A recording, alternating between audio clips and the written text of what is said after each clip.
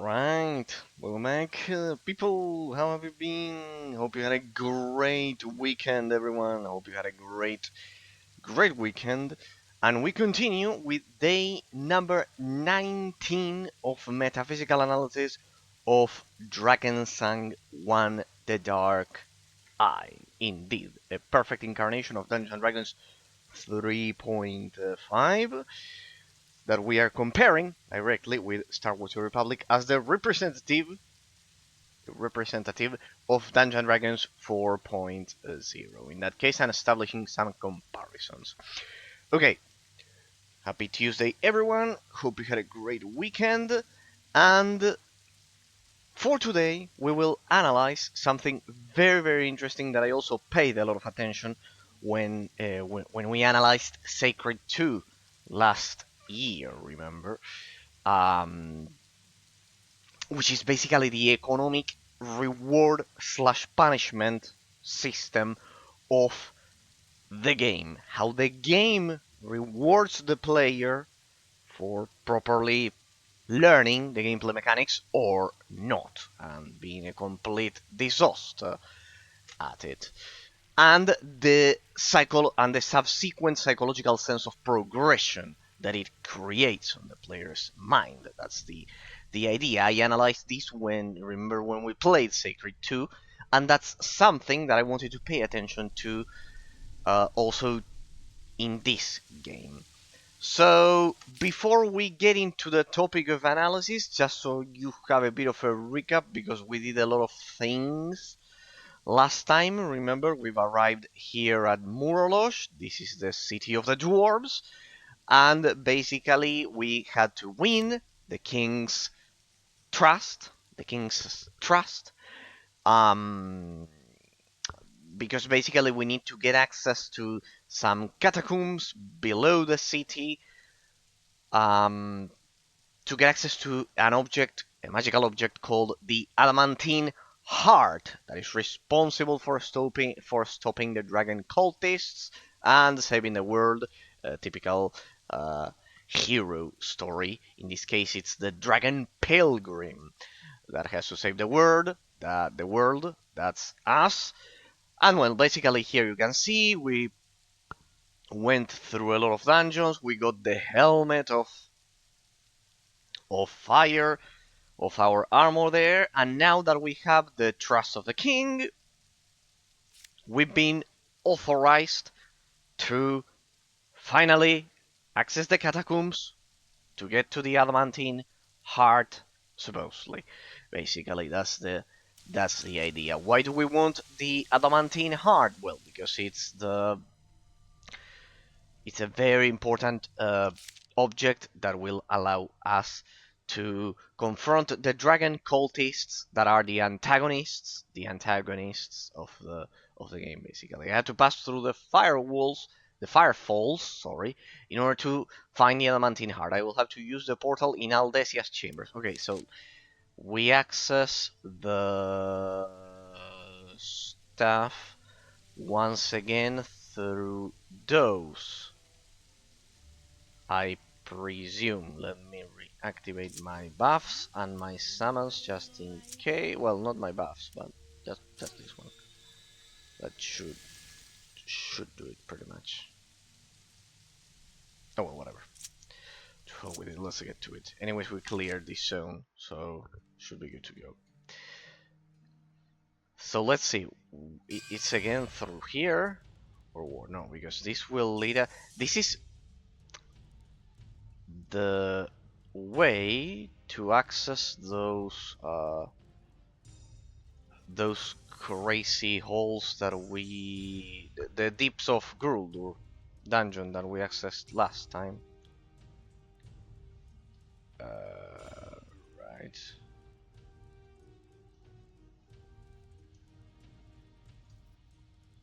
Hey, I can use my new spell through that. Now I can open these ones. I can open the chests without, well, most of them,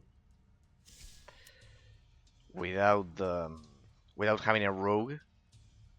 Well, it works on some of them, on most. Last time it worked on most. Well, not that one. But anyways, they don't contain anything of value generally, which leads me to the topic of today. But first, let me see, because it should. Weren't they blocked once we escaped them? Like, I cannot go back, right? Yep, it was through there. Weird. Will it send us to the deeps of Gruldur? Again? Or what?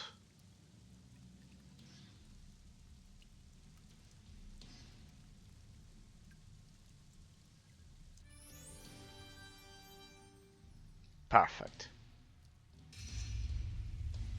Very, very well. We are in the Valley of the Beast, people.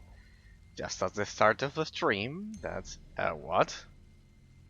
No. We don't need to sneak. Okay. Now, this is what I call a very good ambience. Don't you miss that era in which games didn't have that exaggerated ambient occlusion? That is, when the shadows were kind of like not so realistic. I mentioned this, or a viewer over at YouTube mentioned this some weeks ago. Let me activate my buffs, because this is there's bound to be enemies in here. It's kind of like the game is telling you, player, don't be stupid, activate your buffs. like that. Let me give my tanks their buffs. And I mentioned this to the viewer, that the older games from the 6th generation, kind of like early 3D, look so good because precisely the ambient occlusion is not that realistic. For example, Knights of the Old Republic, Halo 1 and 2, let me save so we don't have to find the chambers again. Not that it was terribly difficult.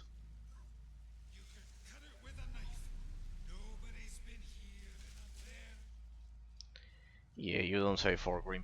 So yeah, they look so good because precisely the ambient occlusion isn't as realistic as in modern games. Like, all modern games want to go for kind of like realistic shadows, but the idea is that these games had a tint to them. Combat, who lava curtain. Okay. Who or what is exactly attacking us? Aha. I don't know how you appeared, but I know how you will be killed. Let's go.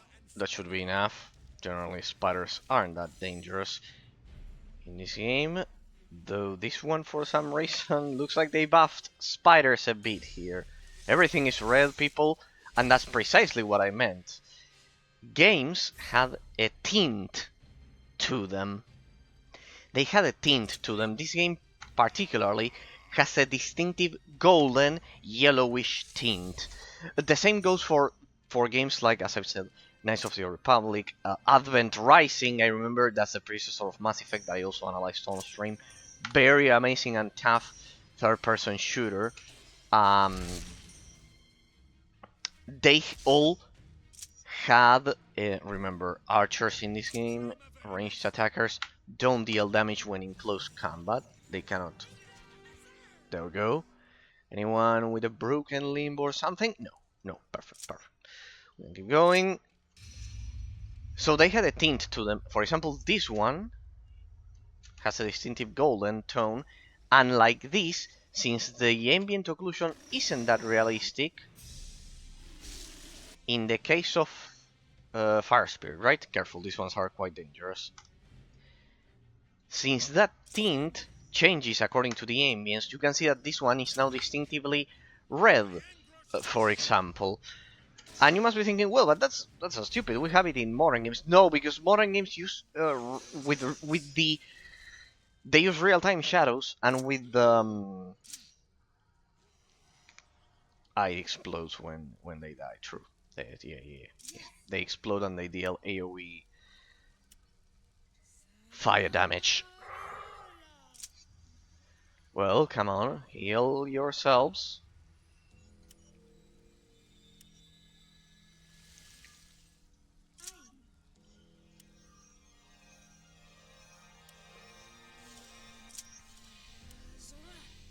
Let me reactivate the buffs.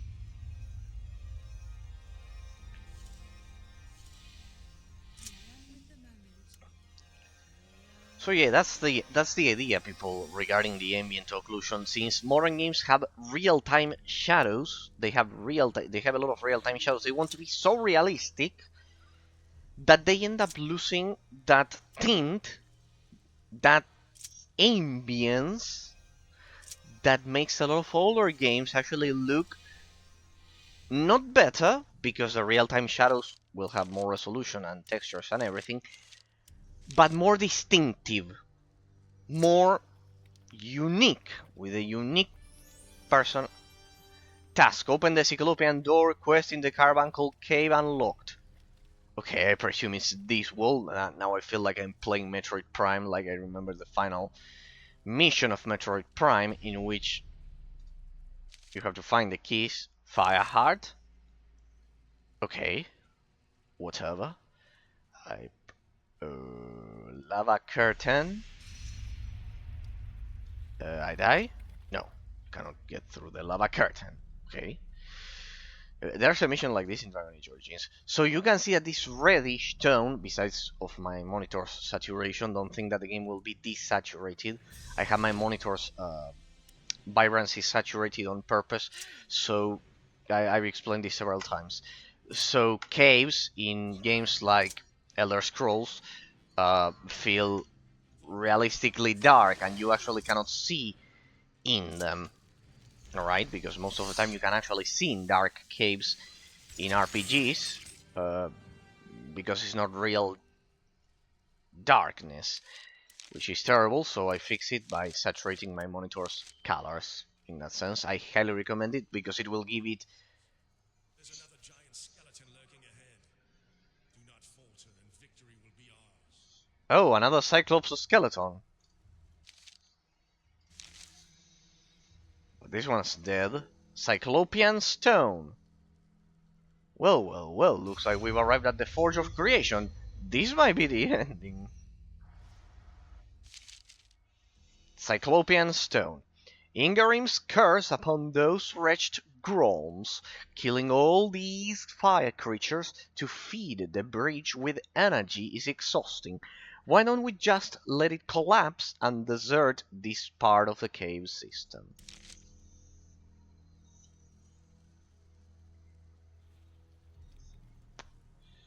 Down in Grolm, as old as this place itself. There's a reason this has been immortalized here. Yeah, Gwendala, you don't say. The problem is that I cannot interact with any shit in here. Okay, this is just an empty corpse. No, fire moss. It's just to harvest some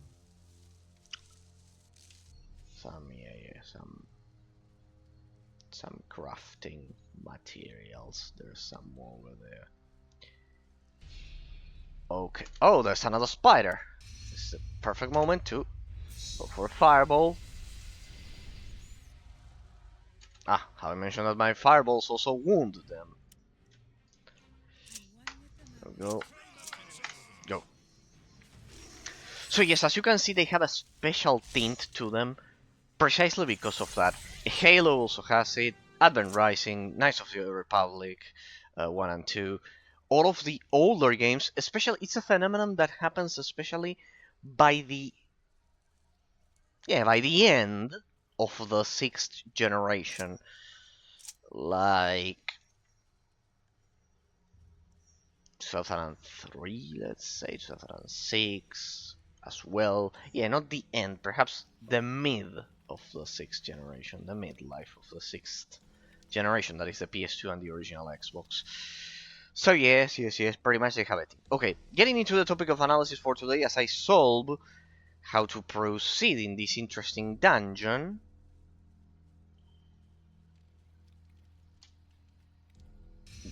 There's a reason why they keep spawning, I presume. Or just that. Lava curtain. Okay. Getting into the economic system of the game, people. Looks like I'm very trapped. See how exaggerated the red is because of my monitor. It's not the game like this. It won't look like this on your monitor. People, the economic system, something that we analyzed when we played a Sacred 2 as well, beginning with the item system in the framework of the reward punishment system of the gameplay mechanics. Source of the loot of the player. What's the most efficient way of giving the player the best gear in the game? Two probabilities, and you will see the huge difference between Dungeons and Dragons 3.5 and 4.0, and the isometric action RPG genre in general that follows 4.0 much more. In fact, it's the other way around. 4.0 MMO RPGs. Hey, here. That's so strange. I wonder why the Grolms decided to write their messages in codes. I have started to crack the code. The letters are encrypted with an extremely complex and chaotic pattern. Oh, chaotic, the trading card game. Danish trading card game. Very good. It needs to make a comeback. Chaotic. Amazing series. It also had a TV series which was amazing, like Yu-Gi-Oh! Amazing. It was Danish in that case. I haven't been able to decode any of them yet. The numbers are easy to decode. They represent the elemental symbols that the Grolms use everywhere. On the walls, niches, pillars, even on that cursed bridge. They are everywhere. The Grolms seem to especially favor the first four numbers. Yeah. The problem is that I still haven't found anything to interact with. Fire moss, no, that's just that. The thing is that I need to interact with this stuff. Maybe if I get closer.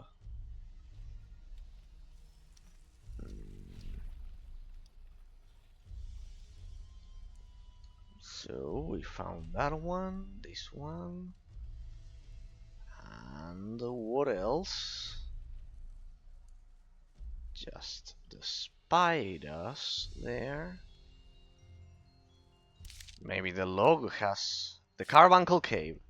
Find the Adamantine heart. Open the cycle. Stone Race has neither a lock nor a switch, or at least I can see one here. But there must be some kind of mechanism to open the door. Hey, you don't say. Question is where. I mean, there aren't many. What's that? Aha! Cyclopean switch with an E should be instead of an I. Another translation error that this game has. You know that's because of the fact that, as I said it the other day, it's because Romance languages derived from the Roman Empire or influenced by them. Is exactly the opposite. You know, the I is actually pronounced E, and like that, and the I it should be read as E. So probably the German translators got that one wrong in that sense. Though German is a mixed case, but looks like that particular letter, the I in English, is kind of like inherited from Latin, from our legendary Italian and Spaniard Latin. Yeah, we derive directly, so in our case there's not so much difference.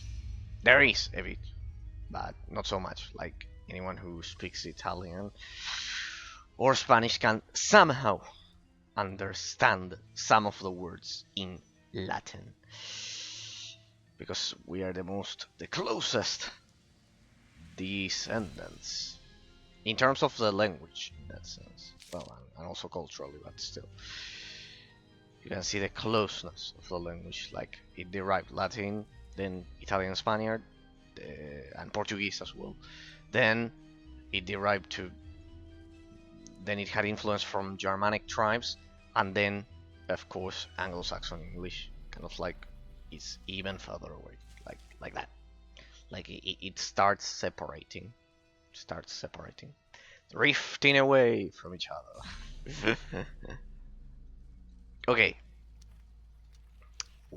Regarding the economic system, as I was mentioning, so this thing doesn't look like it can be opened. It has to be that other switch. I mean, it's the only thing for me to interact with. It's the only thing I can interact with, pretty much. Regarding the economic system, the source, people. The source. Which is the source that, well, you as developer, let's suppose, I cannot interact with that thing. Maybe I need to break the pillar to push it at least, so I can access that thing. Ah, there we go. There we go.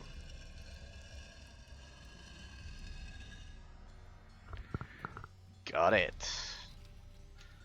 Well, that was a very unusual way to push a switch. How much time did it take me? 20, well, not 20 minutes.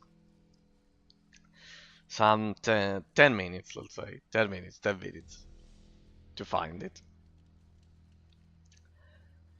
So in terms of the economic system, what's the source? Do you give the players the best gear from killing an omega powerful enemy, or from vendors in a more, let's say, realistic way? Let's say you must be thinking, well, that has already been sorted. That has already been solved by RPGs by now. Eraser, what's the point of discussing that? It's pretty much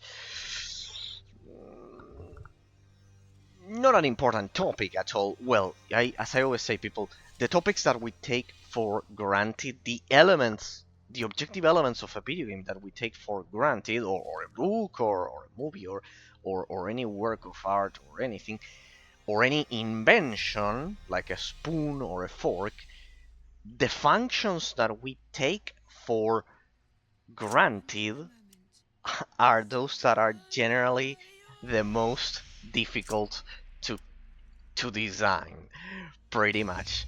So in terms of the economic system of this game, as opposed to what happens in isometric action RPG games, namely Diablo clones, in which gear, the most powerful gear, is progressively unlocked from beating powerful enemies. Dungeons and Dragons 3.5, think about Baldur's Gate, Icewind Dale.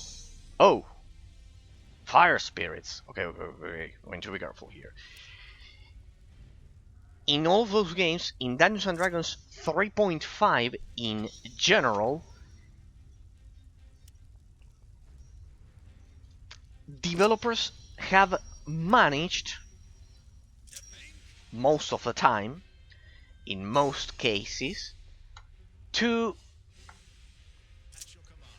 have a more balanced approach to this dichotomy of getting the best gear from enemy encounters or vendors in that sense.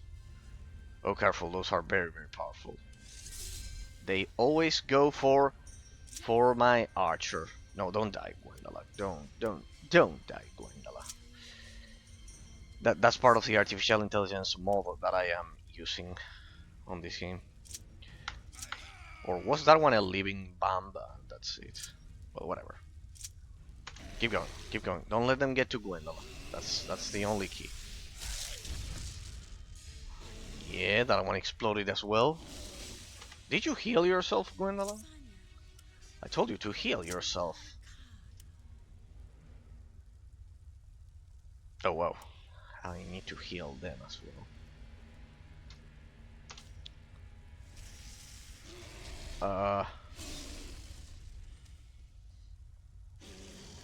And Traldar died. Well, there you go. Yeah, well, I didn't need to heal them. It was just to annoy the player or some shit like that. Everyone alive? Mostly? Yeah, with a critical wound, but we can solve that. I have a lot of bandages, so that should do it. Remember, people, in this game, when you are wounded in old school 3.5 Dungeons and Dragons, when you are wounded, is much more severe than in the modern age. You get all of your stats impaired. So yeah, let me heal these poor guys.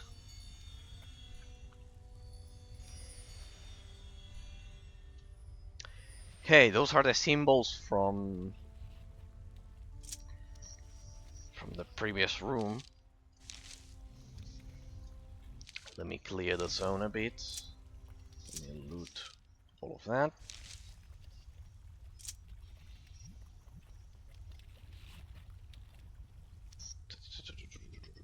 There we go. Okay. Well, anyone else wounded? The salmon. Well, let me reactivate the salmon. And as I was mentioning, and let me heal the tank. Otherwise, we're as I was mentioning, the source of the loot. In Dungeons & Dragons 3.5, there's been a much more balanced approach. If you pay attention, while it is true that that most developers keep the best loot locked behind the most powerful enemies, even in Dungeons & Dragons 3.5, Baldur's Gate, Dragon Age Origins, Knights of the Old Republic, etc. Even if that is true, that's absolutely true, and it should be like that because of the psychological sense of progression that you can read from the title description that I always mention. It has to be like that because imagine, people, where's the challenge if the source of the loot of a game comes that you can buy it without having a combat challenge that the player has to overcome. That's something that I criticized a lot. A game called Singularity, in which it had amazing shooting mechanics and etc., but it didn't have a final final boss. It didn't have enough bosses. So yes, the best gear should always be derived from combat because of the psychological sense of progression to create a perfect game. So it has that special challenge on the in the player's mind or on the player's mind. But then a lot of games, isometric action RPG, more than classic RPG, more Diablo than Baldur's Gate, have the problem that vendors are completely useless. In the classic Blizzard item quality classification system, with the worst loot being white, so I need to cross the Carbuncle Bridge. If I remember the order, it was this one first.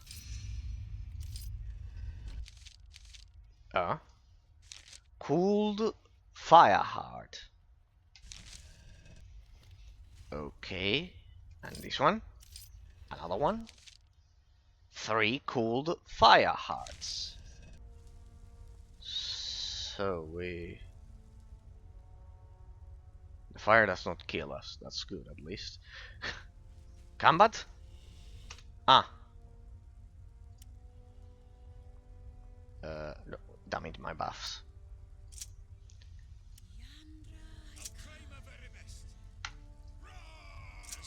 Alrighty, let's go for Strike of Wrath so we can kill that thing fast.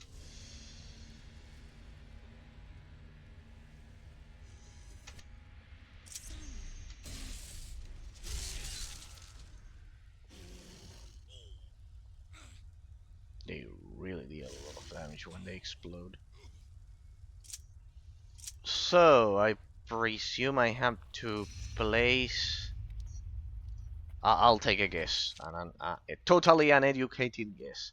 I have to place the fire hearts. 1, 2, 3. There. And 1 here. As they were originally. Ha! Now I feel intelligent. No, it was... Hey, very good. Hey, pretty good effects, huh? For 2008. Pretty amazing, huh? Amazing particles. I miss these effects, huh? From games. I don't know if I'm the only one. But I would have been happy if games stayed at this level of quality. Like, it has its charm. It's very good. Like, oh, what? Another one coming from behind. Another one attacking from behind. They always attack from behind. It's not a good game if it doesn't attack from behind. If enemies don't attack from behind, go. Let's go for that. Yeah, you still don't have your attributes. I love how they go straight for my archer. That AI enhanced mod.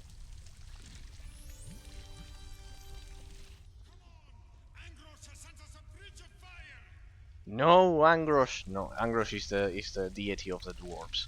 No, it wasn't Angrosh. It was me, this stupid guy, who solved the puzzle. Hey, I think this is the intro of the game. Huh? I think we're in the place that is the intro of the game. Nice, huh? Nice, nice, nice.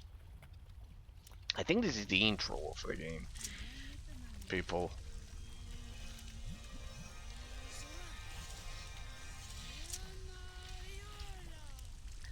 I think this is the intro of the game. So, as I was mentioning, in Dungeons & Dragons 3.5, it has a much more balanced approach. Looks like they periodically come over here. Okay. Yeah, then let's better get out of here. We got more here. Alright, wasn't expecting that. This is a bit exaggerated for my taste, but still, I've seen worse. I've seen worse. I've seen much worse, people. I remember one of the levels in Advent Rising was absolutely brutal. Get out of there!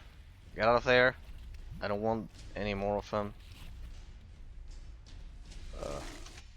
Okay. I'm beginning to see the problem. We all die from the stupid fire explosions, like idiots. Like that.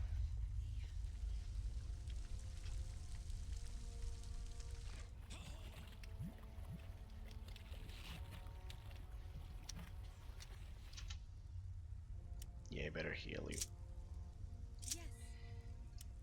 Uh-huh. There's another fire spirit over there. But it's not detecting us for some reason, which is good, because I need some seconds to catch up my breath.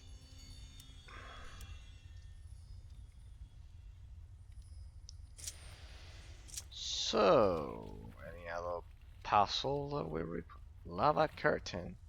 Where's my salmon?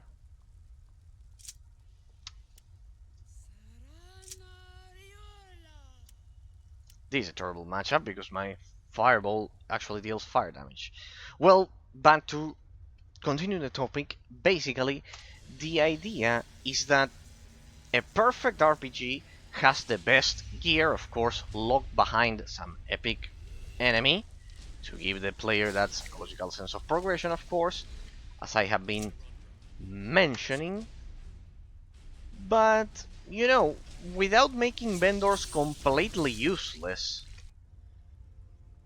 because otherwise, because otherwise, if you make vendors 100% useless, then there's no purpose including them in the game altogether. Well, maybe they are just to get you by at the beginning. That's the idea. That's the perfect situation, people. That's the perfect situation. I talked about it when we analyzed Sacred 2, another case. Ah, there we have the other two symbols. That's the idea. That's why they keep coming. So, cool the fire heart. Alright, I have to loot them. Don't worry. So we got one there, we got one here, and we got one here. I think I looted them with Wendala. Oh, there's another one incoming. So here we need one. Not enough.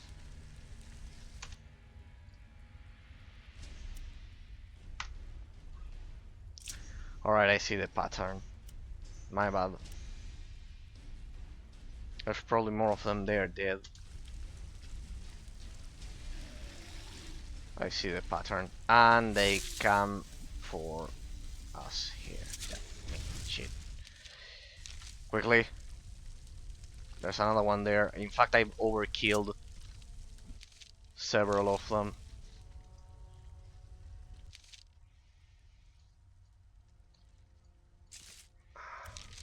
Two and 4. Okay. We need 4. How many do I have? 1, 2. Gwendala has 3 and 4 Green. Shit. I don't need another one, please. I don't need another one. Here I killed 3 more. I don't need another one, please. Don't send another one. I know that you developers want to ensure that the player doesn't get stuck, but I don't need another one. That's it. That's it. That's it. That's it. That's it. That's it. That's it. I don't need another one. We understood. That's it. That's it. Pretty much. Yeah, this is definitely the beginning of the game. The intro of the game. So yeah, why is it important to have that balance there? Very well done. Magnificent. Now we can stop being on fire. We can stop being on fire. There we go. Oh, look at that. I wonder if there's something beyond summoning the bear. Oh yes, look at that. Ooh, at level 15 multiplier we get a special bear that is more powerful than a normal bear. Oh, look at that. We got a spirit bear. Oh, so we are getting an even more powerful summon. Wow. Looks quite more powerful than a normal bear. It's kind of like a spirit bear. Super Saiyan bear in this case. Alright, I'm not doing that again. Thank you. Aha. What? What are those guys doing there? Only I will move. Should be disarmed by an expert. Ah, you can detect them or whatever.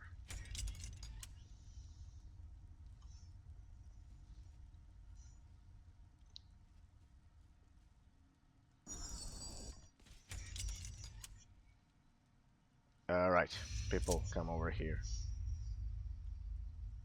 They're just traps.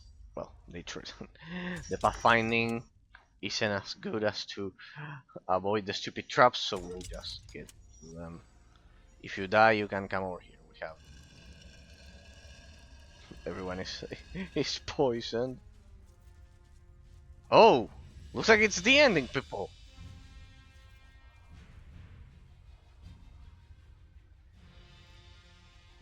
Another dragon. And there it is.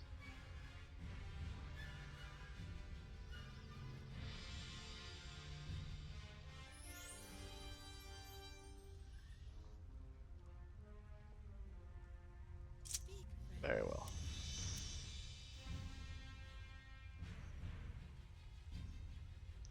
We are here, people, huh? We are here. This looks like the end, pretty much. If it's not, then I will be impressed.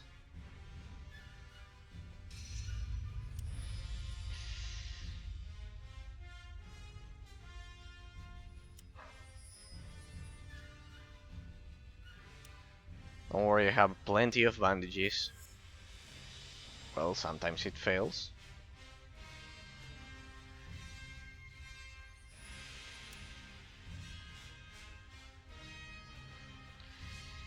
Let me heal from all of those traps. Amazing soundtrack, amazing orchestral soundtrack there, with those trumpets. I can't wait to see how good they made the second game.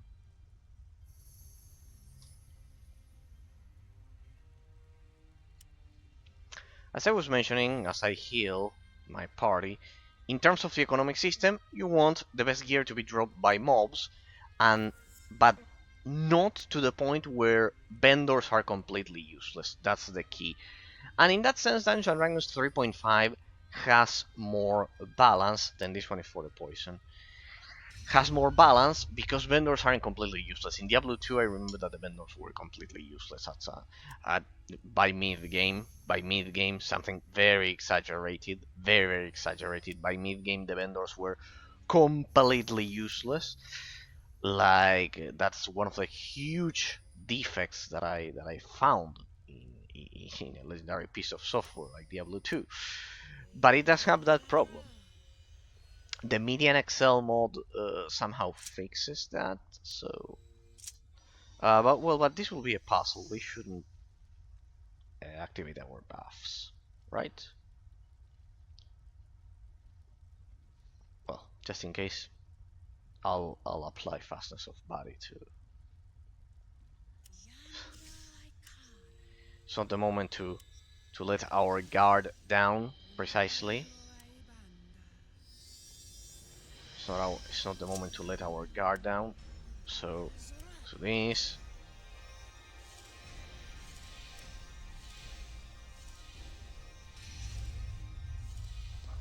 There we go.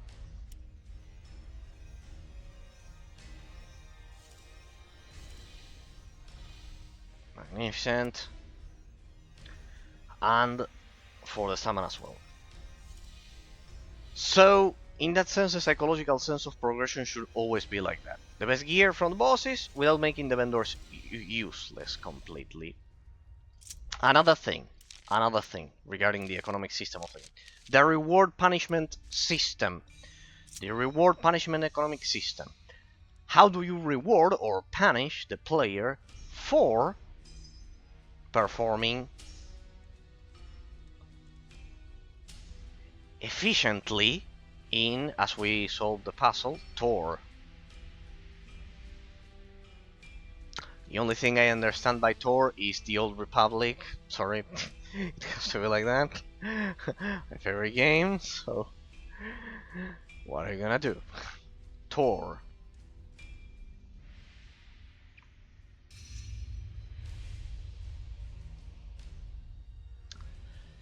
Behind the firefalls.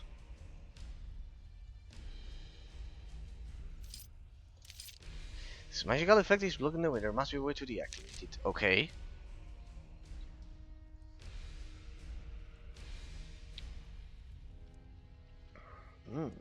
Looks like we're getting to the end, people. We need to find that carbuncle in the dragon's forehead. I think it was his forehead or something like that. So let's take the stairs. Grolm King.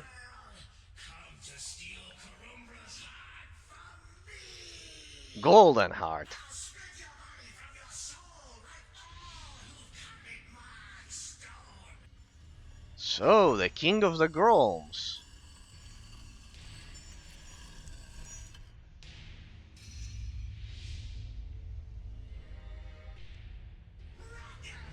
The king of Karumbra annihilates all who intrude upon his kingdom.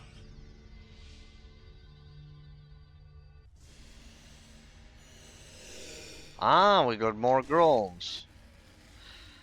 Careful, these guys look stupid, but they deal a very nasty poison damage. Deal very nasty poison damage. So,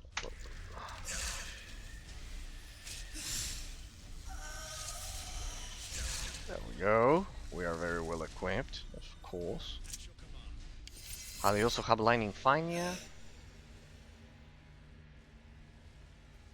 Move it, people.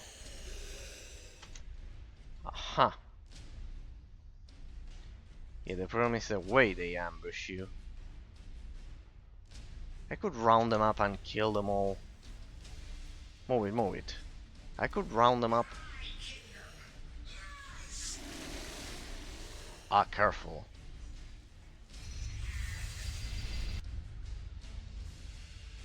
$500. Ah, okay. Okay. Let me reload. Yeah, pretty much. Shouldn't be a problem.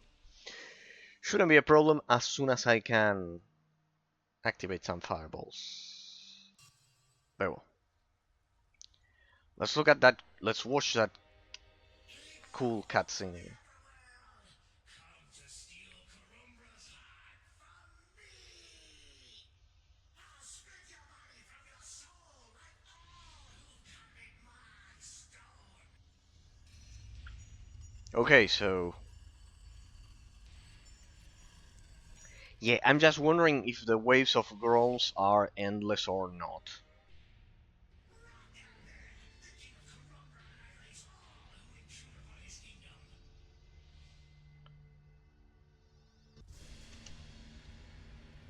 So, let's test both. Let's test both theories. First, we will try to advance slowly. Then, if they are endless, we will have to we'll have to push through them, basically.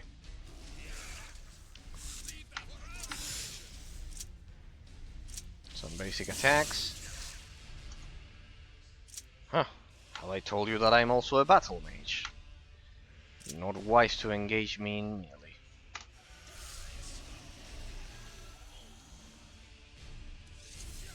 Alright. Aha, they appear again. So...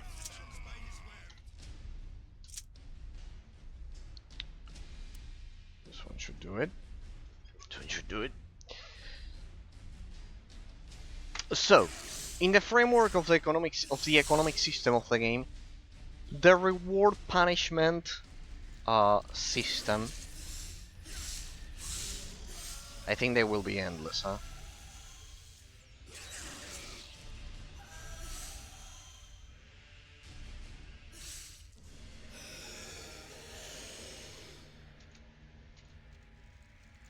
Yeah, as I feared, it's endless pretty much.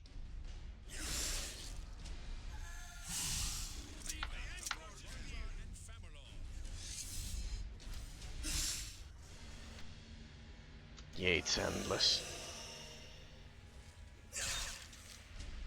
I mean, yeah, at least it does look endless. I have an idea. Then, if it's endless, what?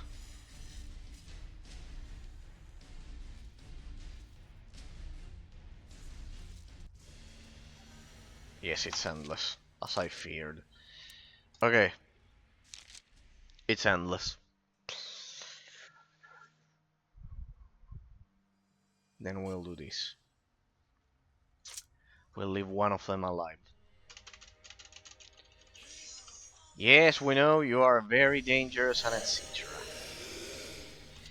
Okay, everyone, hit this one.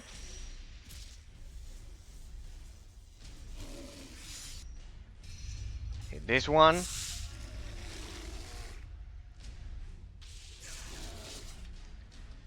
You are doing very well. Hit that one. And move. And move it. Alright, there's another batch there. Need to ensure I don't kill that one. One more from here. Typical RPG strategy. Sorry that I'm not analyzing the game, people, but in that sense, it's a very no. Everyone attack there, except for us that we're going to heal Traldar. Let's just hope the summon doesn't attack them. I think I can control them. Heal Traldar, that's it. No, I need it's a fight that requires a lot of control. Hit that one. No, no, no, no, no, no, no. Don't hit, don't kill that one. Kill this one. They're both dead? Oh well. Okay, so if they are both dead, what about that Grolm crystal?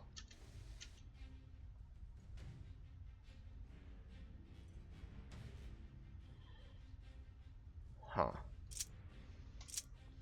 Shit. Well, this requires a desperate maneuver. Drink a potion.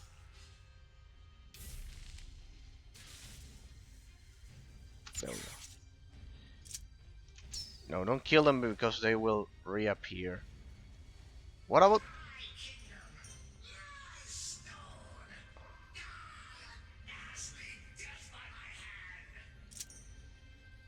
There we go. I should be in range. Let's go for a fireball there. I just hope he's not immune because of the stupid crystals. Maybe I have to destroy that shit first. I'm just guessing here. Well, that seems to have worked.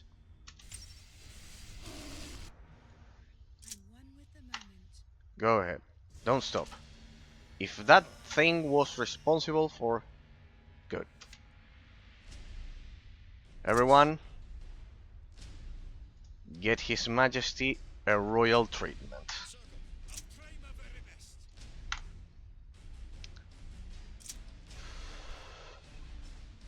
Go ahead, go ahead. I have 2 broken bones there. I have 2 wounds. I should fix those because those will lower my stats. Is that a fireball he's casting? What? What on earth? What? It disappeared. He disappeared. Okay. He disappeared. Right.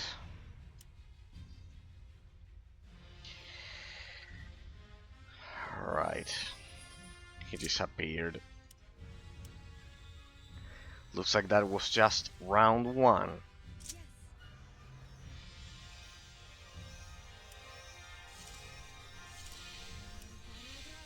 Okay. In terms of the reward punishment system, people, Dungeons & Dragons 3.5 is very explicit. It uses a direct load and save system. It's not like Secret 2, it's not like the isometric action RPG genre. It's not like modern RPGs in which you go back to a checkpoint or anything. Here you save and load manually when out of combat, of course, when you are out of combat. So pretty much that's it. So the economic reward punishment system is very explicit. It's very explicit. You have to. Oh.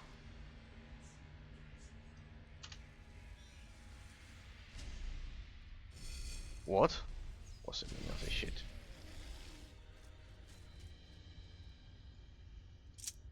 What the? What's the meaning of this?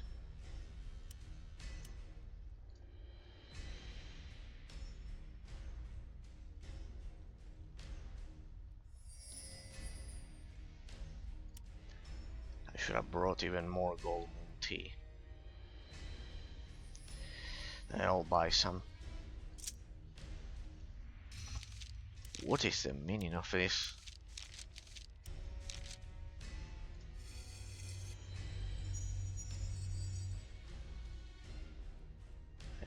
Are they rotating or what?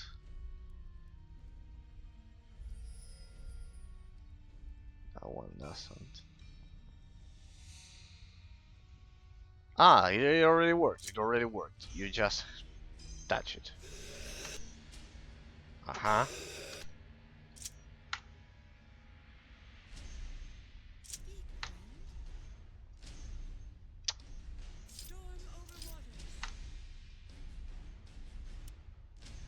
There we go. Go, go, go. I'm taking all of the damage.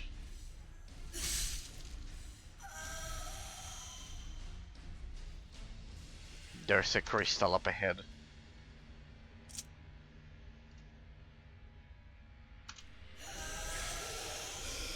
Get the stupid crystal. Oh shit. 3? Oh well. Now I know the mechanic.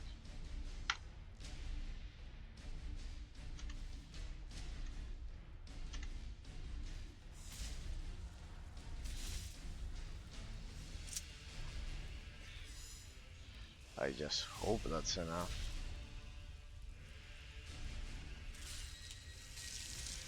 Nicely done. Well, rest of you can take care of them. They should be far away, so...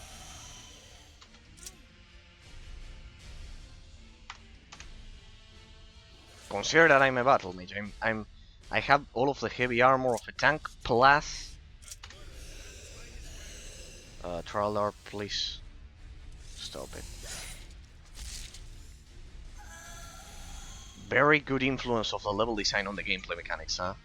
This is precisely what I mean when I say that you can distinguish a good game because of its amazing influence of the level design on the gameplay mechanics. See how the difficulty is derived from the fact that you have to destroy those crystals first. It's absolutely incredible. It's absolutely incredible whenever I see this.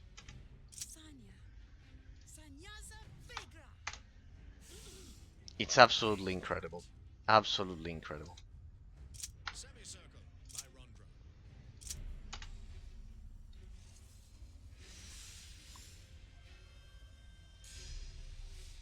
There was another one down there. Or what?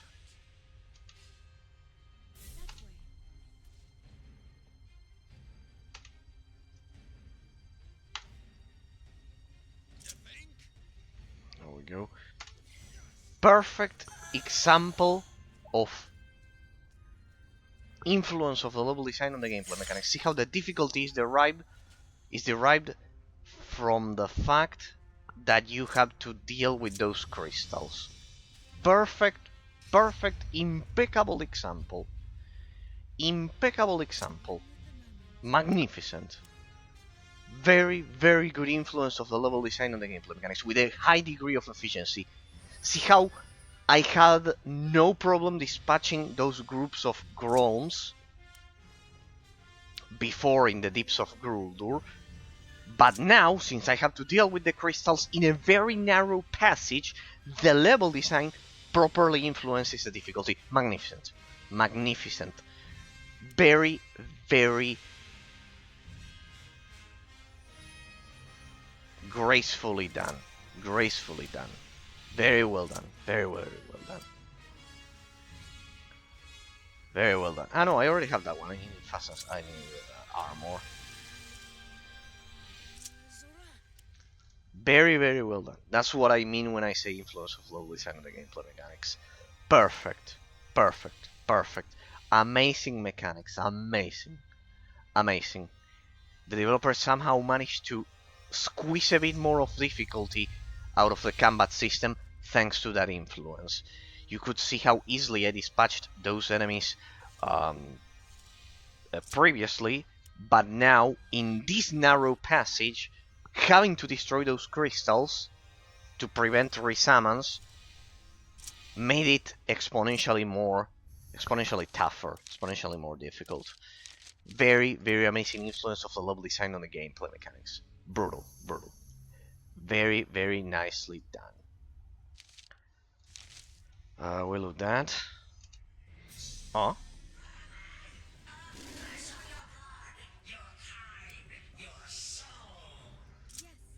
And he attacks you again.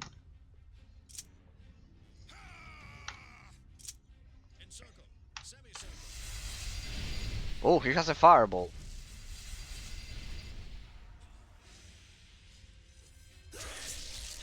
Yeah, he uses the same spell I do. Though I'm not sure how he could activate Cold... Ah, it was called Porphyrical Cold Shock. Yeah, he didn't do the fireball. Otherwise the damage would have been greater. After all, it's a spell I use, people. I know it would have been brutal.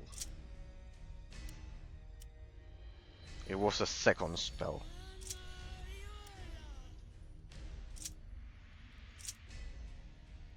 Come on, heal, heal. Heal, because this guy is... He's definitely enraged. Trap triggered, trap triggered.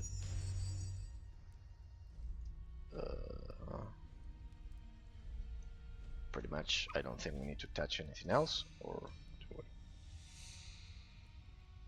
Yeah, no, nothing else. It's pretty much just there to touch it, and that's pretty much it. Let me save again. Ah, right, no, we have a problem here. The Grolm poison, here, I'll show you. Look at this. Look at the attributes, people. See how brutal it is to be poisoned or wounded in this game? How brutal it is? Like, this is how it was back in the day, back in Dungeons & Dragons 3.5. Like, being wounded was really being wounded. It wasn't just 5 seconds of periodic damage. Ignore that shit. No, no, not at all. That's what happens modernly. It doesn't happen in old school games. And oh, here we go again. Shit, I just hope the crystal is not over there. Oh.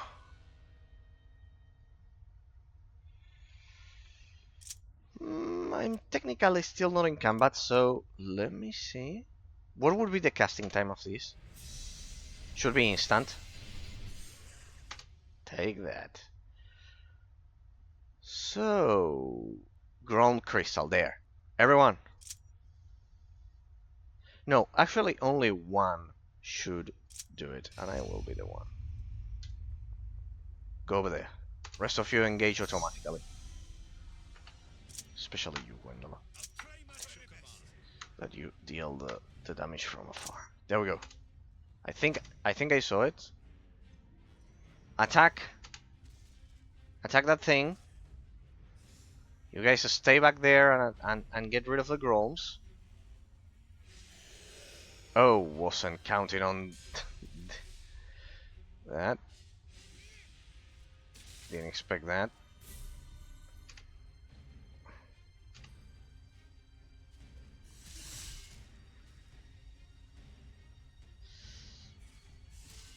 Remember that you have a huge penalty by fighting, by being surrounded and attacked from the back in this game. So there we go. How are you guys over there? You have 2 Grolms. Follow the wind. Attract them here, otherwise they are gonna kill you. That's right, Gwendola. Bring them here. See how strategic the game turns because of the precisely the influence of the level design on the gameplay mechanics. See how different it turns, and you must be thinking, what are you talking about? If you solved that easily, remember that I did all of the side quests and I have the proper experience pool of all of these characters and pretty good gear to back it up. Remember that, people, because otherwise this game is not that easy if you don't know how to properly gear your party and everything, right? So don't think that just because I'm getting through it, it'll be that easy. For example, imagine if I don't have bandages. You would pretty much need to get out of here and restart the level. Like, I'm very well equipped. How are you going to enter the dungeon without bandages? Yeah, I'm sure. I am sure a lot of people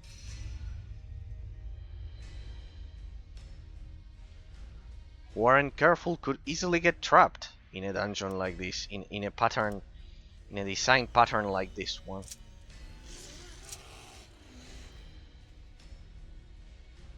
I love my new and improved Spirit Bear. So, now the Grolm King appears.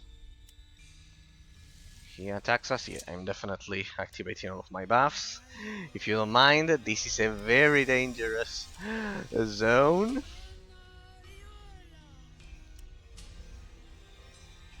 This is a quite dangerous zone.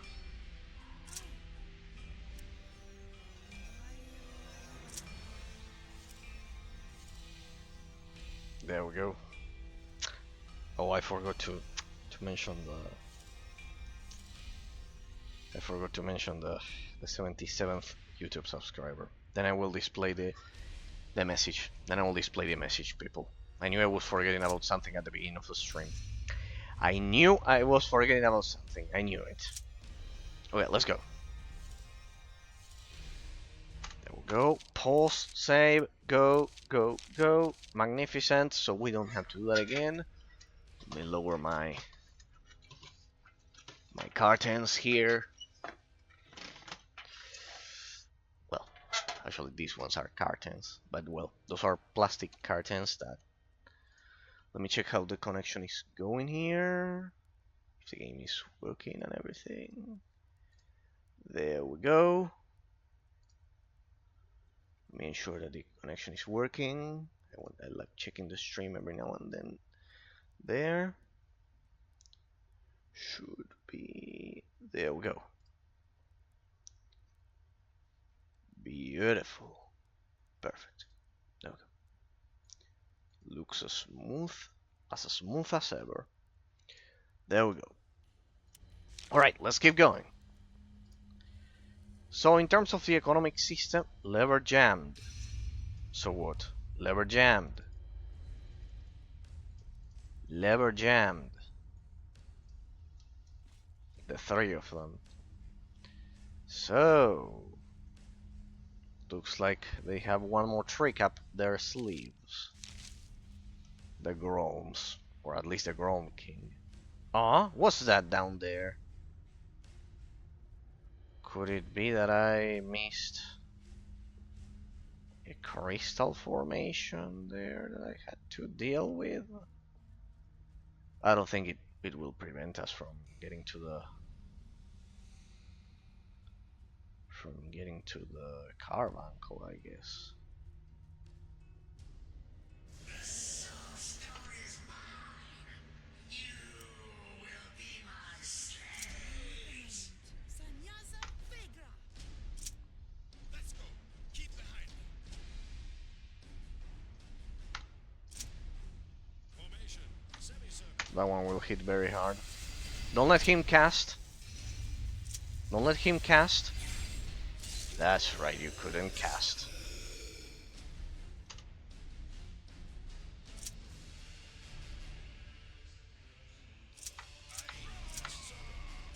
Get rid of him. I cannot see the crystal formation. There, of course. Attack that one. Attack. Move it.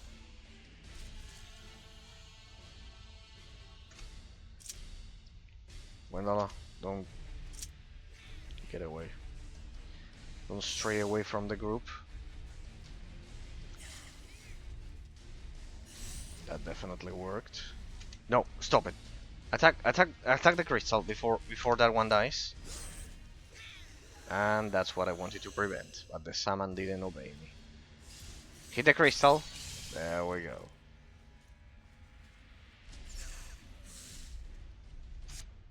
Yes, that way. Darn it, Thraldar. Thraldar. God damn it, Thraldar.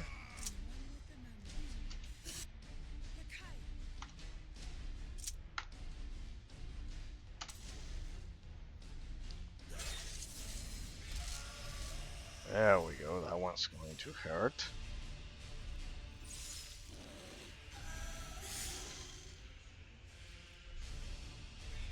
So yeah, in terms of the economic system, people, in the framework, in this game when you die, you just reload. So, well, nowhere else to go. Trap triggered, yes. Uh-huh. Those don't do anything else. So, you can have a very hard time if you don't have bandages on you. And I'm about to run out of anti-poison, for that matter. And I had a lot. Should have bought more. Well. I see one more Grolm crystal there. That should be enough. What is that?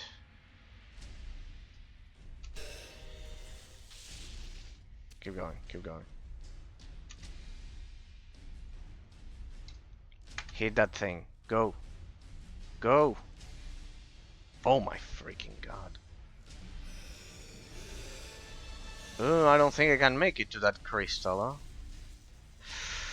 This is a problem. Shit. Foregrim. That, it has to be the last one. It's very tough, this crystal, huh? Can't fucking move. Oh shit, yeah, only a tank can get to that one, pretty much. Go. Foregrim can take the damage. Oh, that guy is there. Just a little bit more.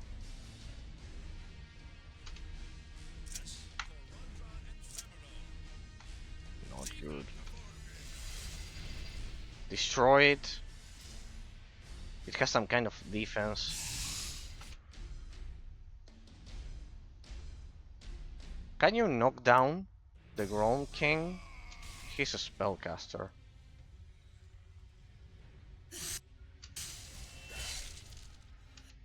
Alright, there. He disappeared or some shit like that. Foregrim, get out of there. Get out of there. Well. Not good. They are going for Gwendala.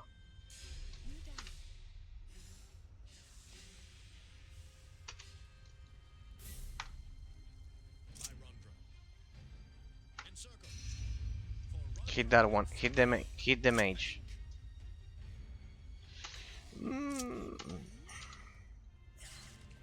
Don't let him cast a stupid spell. Shit. Well.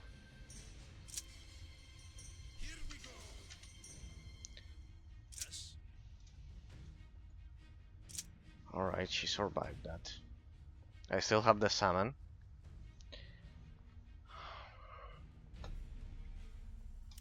Reactivate fastness of body. I cannot afford you losing that in 15 seconds.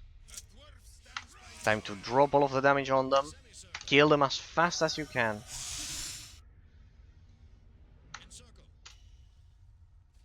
Shit.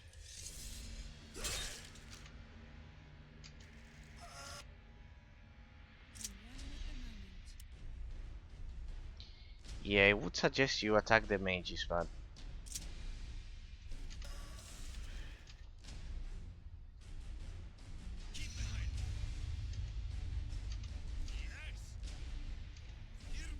shit. Yeah, you have to kill the mages. If you don't kill the mages, it's useless. Go over there. He should instantly kill them, that mage.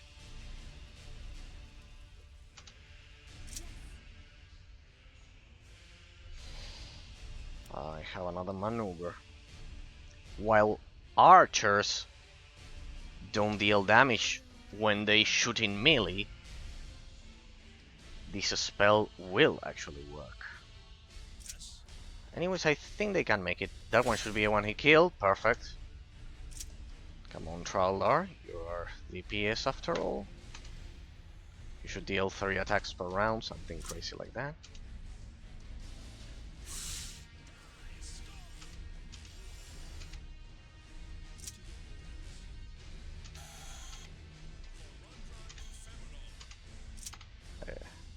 Come on. Now, just a bit more. Oh, damn it, I cannot go further than that point. Go, one last aim shot. There we go. Nicely done. That one is a mage, right? An attack from behind should be enough. If it lands. Nicely done, and nicely done.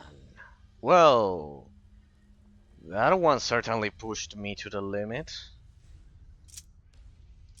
Well, here you can see perfect influence of the level design on the gameplay mechanics. See how the difficulty ramped up because of the level design rather than the difficulty of combat itself. Quite interesting. Reactivate buffs.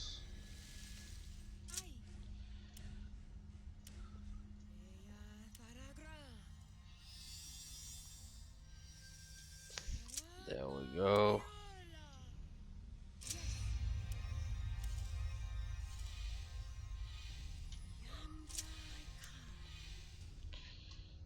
I know that one doesn't need it.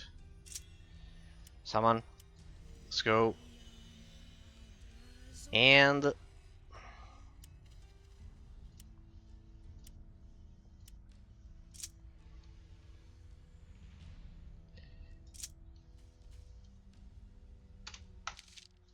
go.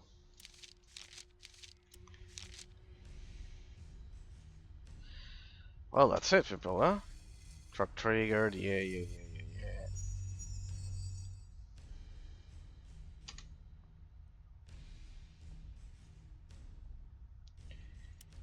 Okay. I'm getting there. With the right amount of supplies.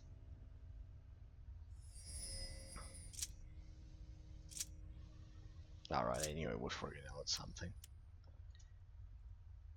The buff there, and the buff to the salmon. Hey, I think I missed a stone down there. No, well. But well, in terms of the economic system, as I was mentioning, people, the game does a very balanced job. Like, only the main character gets the special armor to cast spells as they use heavy armor. What's that? What? What? What the fuck is that shit? He's doing permanent fireballs. Yeah, I'm reloading that. I didn't expect that shit. There's no point wasting bandages on a trap like that. Like, yeah, well, there you could see how dangerous an instant casting of the Ignifox, not the burst of flame, the fireball.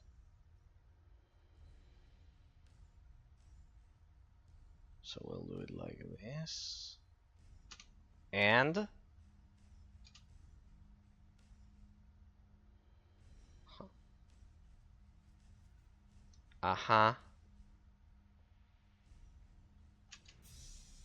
we go. Now we will take this.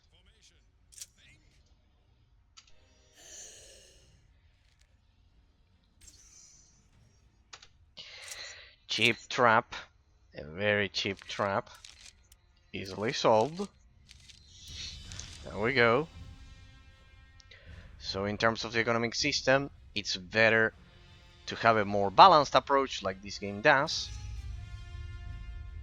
while keeping the challenge. In terms of the reward punishment system, I would say you get properly.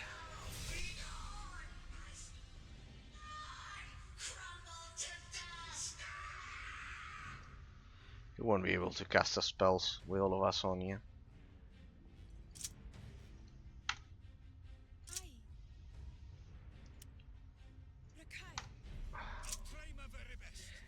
I don't think we can knock down that guy. I already tried previously, but well, it was an apparition.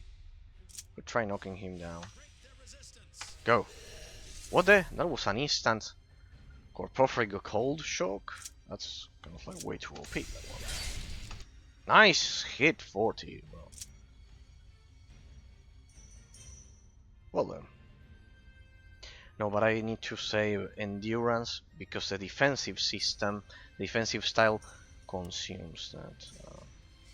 No, in my case, I'll get out of there for you too. Get out of there. We'll attack him from the distance because I knew that shit was going to happen. Indeed. Alright. I knew that shit was going to happen. It was bound to happen. Keep hitting the king. They are going to go after Gwendola. They'll go after Gwendola. Get out of there, Gwendola.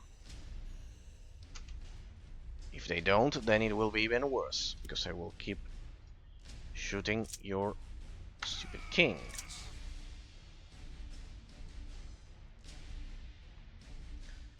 Traldar, make sure you don't take damage just in case. No, because the offensive style also consumes that. No, it's okay. Leave it like that.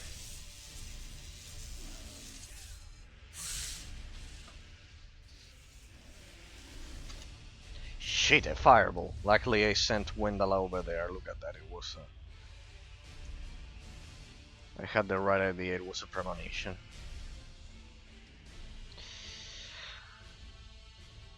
So in terms of the economic system, people, in the framework of the reward punishment system, you have to reload and save manually. So pretty much there's no punishment. The punishment is more in the effects if you get poisoned or wounded, as you could see. So yeah, quite good. Let's go for another one of those. Why is it taking you so much time?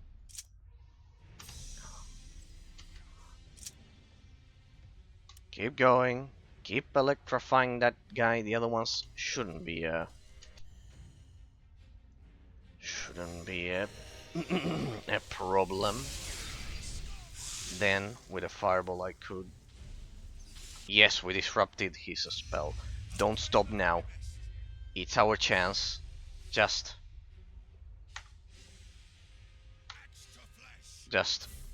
no, feint, no. Well, feint. Just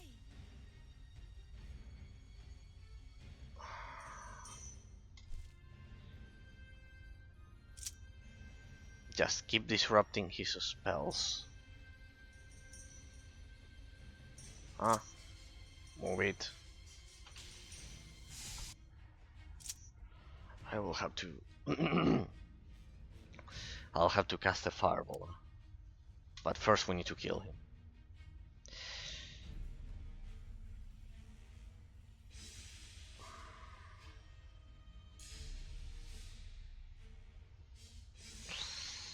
I'll have to cast a fireball to dispatch them all.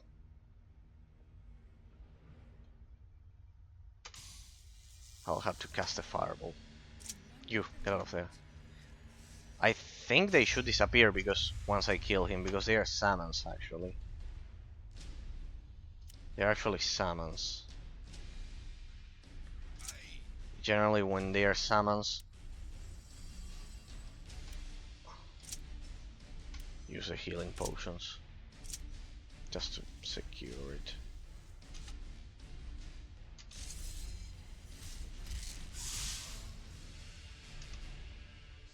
Forgrim, what are you doing? Hit the Grolm King. Ah, you're out of endurance because he depleted everything. Evading attacks.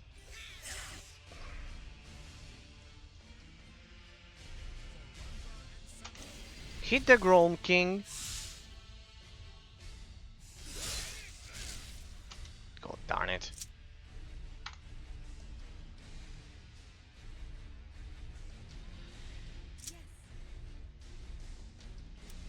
You, resummon. Shit, so many spells. It's like a swarm of a spell casters. Keep going. Shit, he has a fireball. Stop him. Disrupt him. Shit. I just hope it damaged the rest of them.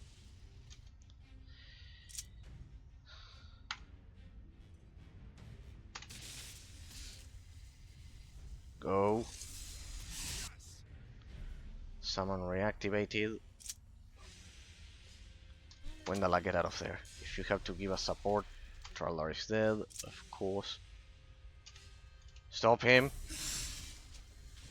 Stop him. We need that thing either dead or knocked down. Go. Go. Disrupt that fireball. Shit. We're lacking the damage of Traldar. Shit. Shit. He killed himself well. And he killed them as well. I should be immune to fire. Because of my fire armor. I've got enough of you. We'll go for another fireball. You want fireballs? Then I will overload you with fireballs. I'll leave Gwendala out of the fight, so at least one of us survives. And then his fireball plus mine will be so lethal. I'll use the boss's mechanic against him. Here. You will eat a double fireball now.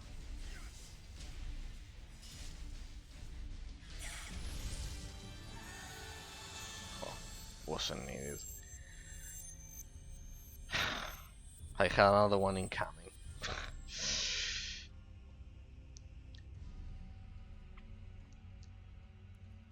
It was a fight of resistance, pretty much. Of having fire resistance. You could also do it with a salve of fire. Would have been very easy. Now we die, or what? Well, it did work in the end. An hour and a half, this mechanic.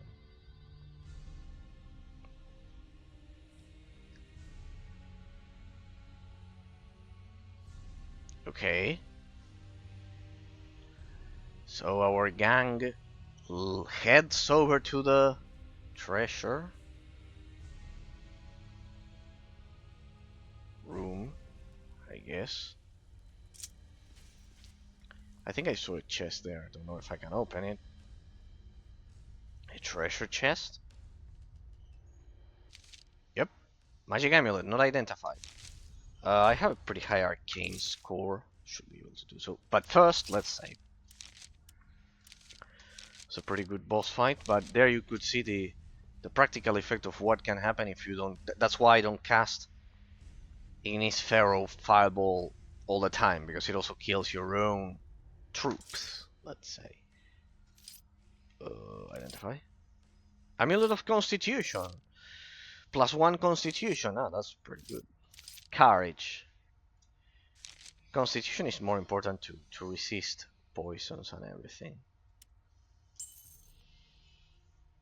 Besides, it improves your vitality. So, give that one to Traldar. This one, etiquette. Perfect. No, we don't need etiquette here. We need courage. Everyone is semi-dead, I guess, after that boss fight. What do we have? One, two guys with broken limbs. Okay. Let's heal them first. Reactivate the salmon, everything, blah blah blah blah. Let me reactivate my magical armor. So in terms of the economic system, in the case of Drakensang 1, the Dark Eye, the vendors are useful. The vendors are useful, but they don't give you the... Well, they give you the best gear for non-main characters. So yeah, in that sense, it's very very balanced, and it's a topic that most people most reviewers don't pay attention to, and it's quite sad because generally, in terms of the item system of the game, it plays a huge role. Since otherwise, either the game doesn't have the proper psychological sense of progression, or the vendors are useless. One out of the two. The item system regarding the vendors is completely useless, so one out of the two. And in the case of this one, it has a pretty good balance. It has a unique armor for the main player. In that sense, it does a distinction that Baldur's Gate and Dragon Age Origins... Well, in Dragon Age Origins you can craft the dragon armor for your main character, but still. Alright, let's head over there.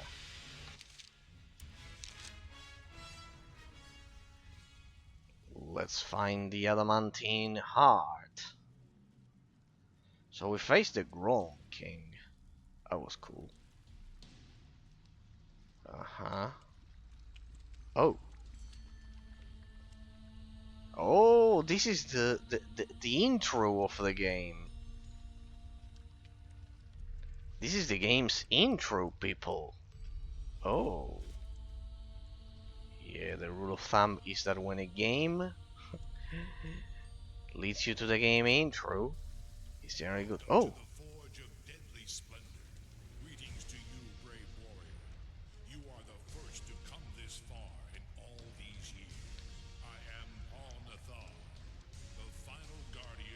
Soul Stone that you call the Adamantine.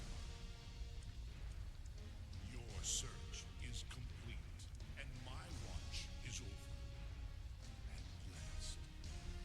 This is a great day.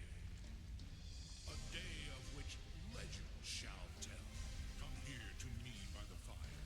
I see many questions in your eyes. Questions that I wish to answer. So there was one Cyclops alive. Okay. Let's just walk to this guy.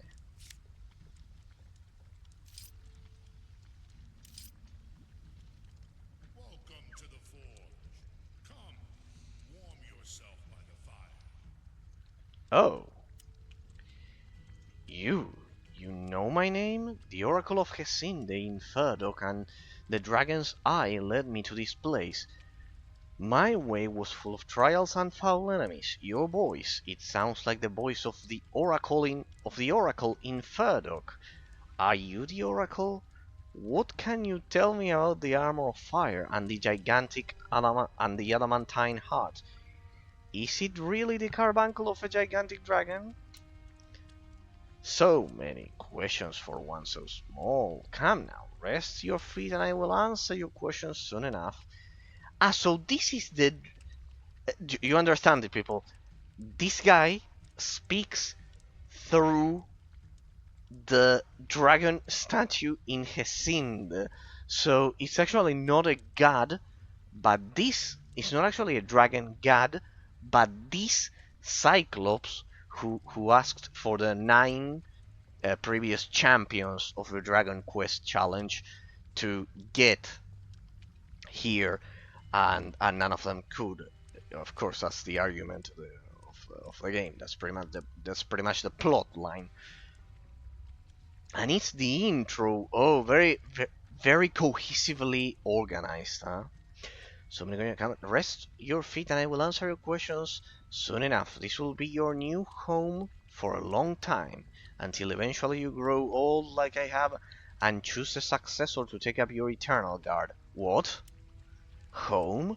What are you talking about? I'm supposed to guard the Adamantine heart, sorry. There's no need to be so excited, little foot. Let me start from the beginning. I will tell you a tale of dragons and treachery, of patience and carbuncles. My tongue is rough and slow. I have had few opportunities to speak in the many centuries of my time here. Oh, damn it. No. Why did I... Why did I... Why did I double click that shit? Stupid mouse. It's so sensitive. Let me close. Yeah. Let me close the game. Let me close the game. I don't want to skip that stupid dialogue. No. God damn it. There always has to be something that ruins this shit. There we go. Don't worry, I saved right before starting the dialogue line. I saved right before starting the dialogue line. So the Cyclops there was there. So to wrap up the economic system of the game, there you can see the intro. Well, this is a perfect time. You can see here that this is the intro. Look at this. Look at this. Look at this. Look at the intro, people, of the game. After all, we only paid attention to it. It's this guy. The gods made dragons, the guardians of the sacred order. But evil powers sought to destroy the divine order. They sowed treachery and discord amongst the dragons and throughout the land. Is this guy in the forge? Filled with envy and greed, the younger dragons set the world aflame with hatred and war. The younger dragons against the older dragons. Managed to restore the balance, but they paid a terrible price. Is this guy? In the aftermath of the final battle, the elves deserted their cities to live a life of peace and harmony in the meadows and forests of Aventuria. But the dwarves never forgot the dragon's treachery. The flames of battle still burn strong in their hearts. And the dragons are their mortal enemies. From the ashes of those ancient empires arose the human folk. Their civilization flourished in the wake of the dragon's defeat. They worshipped them as the guardians of the sacred order.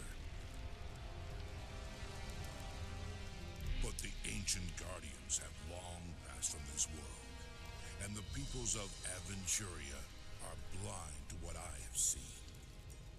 Once more, the forces of evil seek to sow treachery and discord. My strength wanes. But there is still much to be done.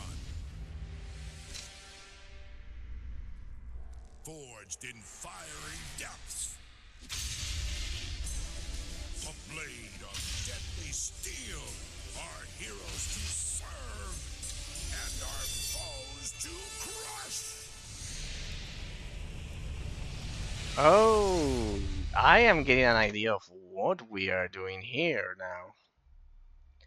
But the part of guarding the Adamantine heart forever... See, I told you, it's incredible. No, don't worry. It was...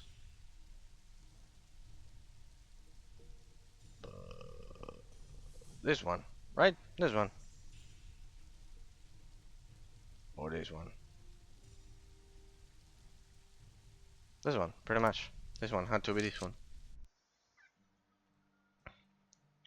Yes, in case you don't know, people here we use a lot of in a lot of countries the 24-hour format. I know that I also don't like it. I like yeah, here we already looted it. Yeah, perfect. I also don't like it. I like the 12-hour format. I think in that sense it's more it's more precise in that. Well, they're both the same, but like the other one, 20-hour 24-hour format. So we made it to the intro of the game. There's the inscriptions of the beginning of the game. Are they the same of the cinematic? Yeah, they are. Look at the attention to detail. They match the images of the intro, which is a video. Wow, this is an amazing work of love by the developers, huh? The images, by the way, amazing. These are handcrafted shadows. They are not real time. They had to manually add them there to reflect the position. They put in a lot of love in this specific chamber of the game. Looks amazing, huh? Very, very sacred place here. Welcome to the Forge of Deadly Splendor. Greetings to you, brave warrior. You are the first to come this far in all these years. I am Paul Nathar, the final guardian of the Soul Stone that you call the Adamantine. Your search is complete, and my watch is over. No, and the dragon cultists? This can't be the end. A day of which legend shall tell. Come here to me by the fire. I see many questions in your eyes, questions that I wish to answer.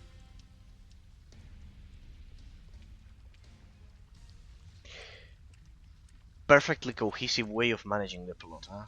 Perfectly cohesive way.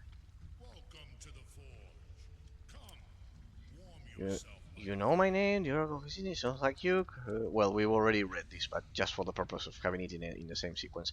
You know my name. The Oracle of Hesinde, Inferdok, and the Dragon's Eye led me to this place. My way was full of trials and foul enemies. Your voice. It sounds like the voice of the Oracle Inferdok. Are you the Oracle? What can you tell me about the Armor of Fire and the Adamantine Heart? Is it really the carbuncle of a gigantic dragon? Yes, this is the intro, pretty much as I've said, and you understand what it is, that the statue of the dragon was actually this guy speaking through the statue of the dragon in the temple of Hesinde all this time. So many questions for one so small. Come now, rest your feet and I will answer your questions soon enough. This will be your new home for a long time. What? Until eventually you grow old like I have and choose a successor to take up your eternal guard. What? Home? What are you talking about? I'm supposed to guard the Adamantine heart? There's no need to be so excited, little foot. Let me start from the beginning. I will tell you a tale of dragons and treachery, of patience and carbuncles. My tongue is rough and slow. I have had few opportunities to speak in the many centuries of my time here. I am the last of many generations of Cyclopean guardians. We were chosen to guard the glowing gemstone, the carbuncle of the ancient dragon Umbracore. You have already seen his mighty skeleton. So he guards that thing over there. Do you mean the same Umbracore as the one that is worshipped by the Church of Hesinde and that we humans know as one of the five guardians of balance, the older dragons that stopped the younger dragons, pretty much? But how can he be dead? Sorry.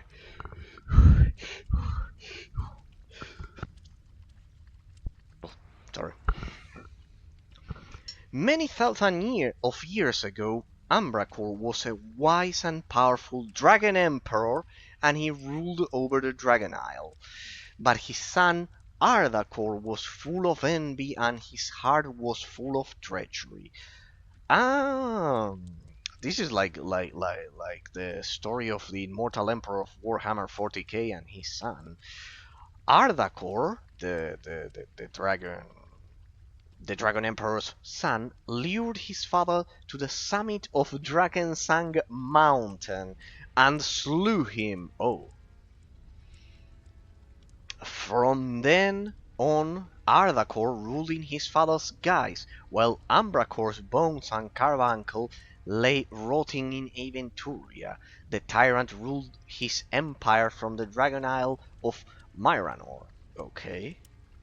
That's outrageous. How could that have gone unnoticed so many thousands of years? So the dragon god of the game was actually killed by his son, Dragon. The greedy Grolms stole Umbracor's skeleton and hid it deep in the Anvil Mountains, fearing that the loathsome Ardacor and his servants would discover them, but the Grolm city of Corumbra was destroyed by envy, greed, and their war with the dwarves, of course. So the Adamantine heart was the gigantic treasure stone that the Grolms once possessed. Yes, once the Grolm city had fallen, Ingarush, god of fire and magma, commanded that the Cyclops should watch over Umbracor's carbuncle for all eternity. Ardacor lasts for the carbuncle. He has been looking... He's still alive. For it for thousands of years. Oh, the dragon brat is still alive. Look at that, the son of the Emperor, Dragon King. Wow. Very well done, huh? Very well done. I'm surprised how we don't get these epic stories anymore. But why is he looking for it? He needs the stone if he's to become immortal. He's the son of an immortal creature, but he's not immortal himself. But once he possesses his father's adamantine heart, his triumph will be... But wait, if that thing made his father's immortal, then how could he die? Ah, well, maybe it makes you immortal. Just it just shields you from aging, but not being slayed by your own son in this case. When the dark dragons rule the world, the younger races will vanish in a fiery blaze, and our world will disintegrate. That must not happen. We have watched over the carbuncle for many, many years, but so few Cyclops remain. Vengeful ghosts from the age of the Grolms have killed so many and robbed us of our courage. Now I am the only one of my kind that remains, but I am trapped here by the magic of the Grolm king and separated from the stone. He's dead. A voice from the carbuncle spoke to me here in the forge and commanded me to ordain a successor from among the younger races that have populated, probably translation error there, populated Aventuria like the bees upon a meadow. My successor must prove his heart, wisdom, and strength. Though this one could be old, an old style of using populated. Could be. I think I saw it only once. The Dragon Quests. Yes, that is what you call them. Some 800 years ago, I presented the Oracle to the disciples of the Divine Serpent. With the aid of the Oracle, a new guardian was to be found. Only one would be able to reach the Carbuncle Cave. None but that chosen one. And certainly no disciple of the dragons must ever step foot in this cavern.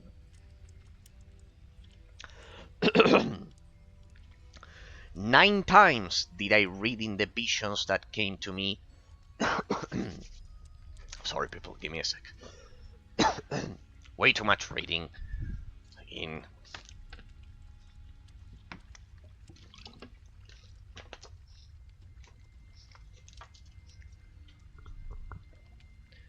Way too much reading up aloud. So, the previous Dragon Quest challengers. So, 9 times did I read in the visions that came to me from Ambracor's Carbuncle Stone. 9 times I spoke through the statue of the oracles, he told you. He was speaking through it, pretty much. He was speaking through it. 9 times I hoped to be rescued from the magic of the Grolm King, but it was not until the 10th quest that my successor was found. It is you. Okay. Actually, I'm here to... It was I who forged the armor of fire, indestructible and touched by divine blessings.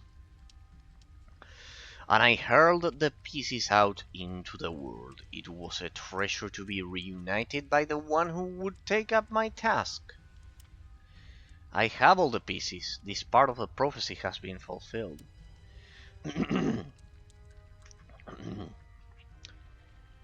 It is your divine duty to watch over the Carbuncle and to hide it from all the world from this day on. Well, the game ends here. Can you imagine, people? The game ends here. The balance of the powers and the future of young peoples who only know are beginning to flourish lie in your hands. Everything that you will need in your new life is here in the Carbuncle Cave. The forge, the remains, and the Soul Stone. But what am I supposed to do here?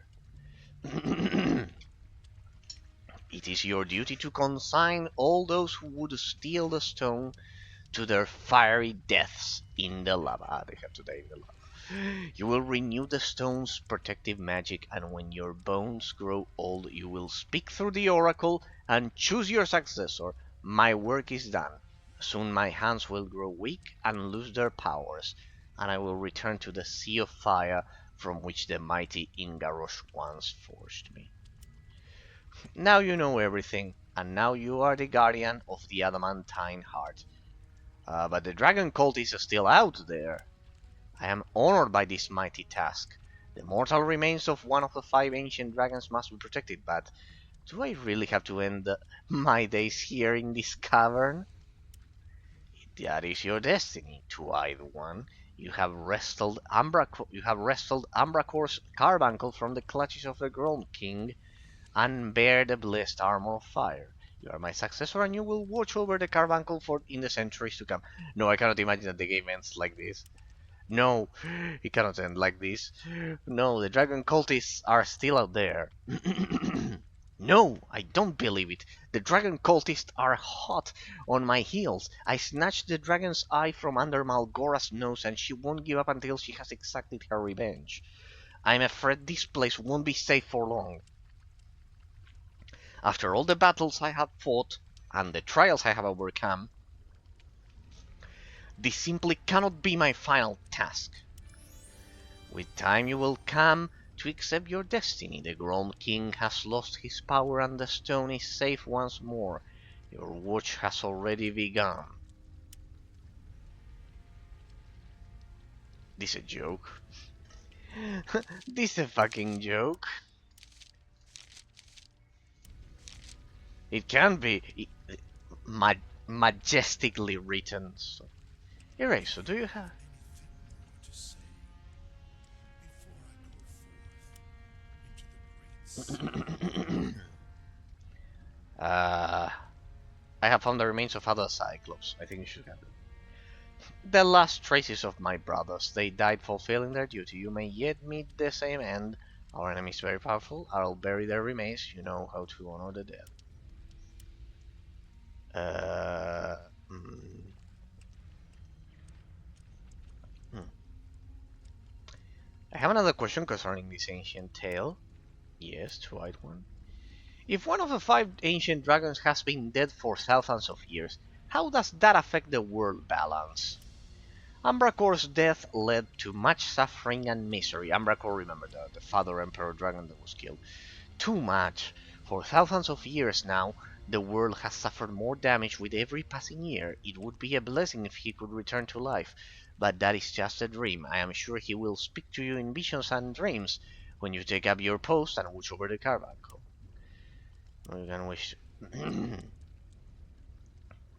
Did Ambercore speak to you from within the Adamantine heart following his death? Indeed he did. The immortals never truly died. See, I told you, it made perfect sense. He was actually immortal, so pretty much. Ambracore's spirit reveals wonderful visions to me from time to time. One day you will also be able to feel the power of his presence.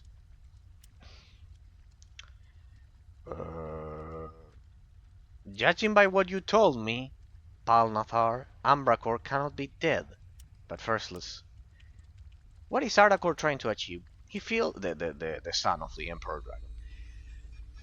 He feels the weight of the many thousands of years that he has lived. Ardacor has lengthened his lifespan by devouring other dragons' carbuncles, but only the soul stone of an ancient dragon, one such as his father, can grant him the immortality he so desires, and he would do anything to possess Ambracor's carbuncle. Why are the Grolms cursed to wander this world as undead beings and ghosts? It was greed that drove them to take Ambracor's carbuncle. They wanted it for themselves, and their greed led to discord, murder, and their downfall. Their obsession was so crippling that every single Grolm was driven mad by the fear that another of his kind might possess the stone. The Grolm's glorious city was built on sand, and now their souls are damned. Let's see. Why did the Cyclops guard the Adamantine heart? We are the servants of Ingarosh, the one of the dwarves. No, the one the dwarves call Angrosh, and the humans Ingarim. We did as he commanded. He is the god of fire and magma, and the great treasures of this world are his alone. Treasures such as Ambracor's carbuncle. If it is Ingarosh's will that we protect the stone, then I will not question him. Okay, so there was a superior god that they serve. Judging by what you have told me, Pal Nathar, well, first, I'm not ready to take her for eternity. I know it. Be patient. You will grow in your responsibility. Have been searching for the Adamantine heart for a long time, and they are hot on my heels. It won't be long before their little Malgora finds her way into this cave. We must move the carbuncle to another location. The carbuncle has been here for thousands of years.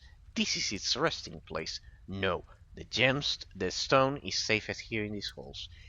We could throw the adamantine heart into the deepest ocean or hide it in the endless ice fields or silence. Is this how you would honor Ambracor's soul? The very essence of an immortal? Would you simply throw it away like a rusty anvil? Never. Alright, and you are trapped.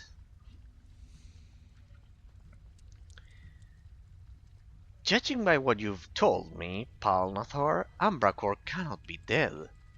It seems that he's only sleeping, the Father Emperor Dragon. What do you mean, Two-Eyed One? You can sense the flickering of his soul. His spirit is still there. Well, he was alive. He was immortal. That was my original argument. He's still alive. There must be some way to awaken Ambracor, surely. Some way that we can conjure up a body for him. I know a spellcaster, his name is Master Rakorium, and he has spent many decades studying carbuncles. He would like to speak with you. You are unsure of whether you should accept this duty. We are in danger of being discovered by Ardacor's henchmen, and you insist on entertaining the vague possibility of awakening Ambracor in the hope that he might restore the balance. Yes. The chances of success aren't that bad. There is much that a powerful spellcaster that can do.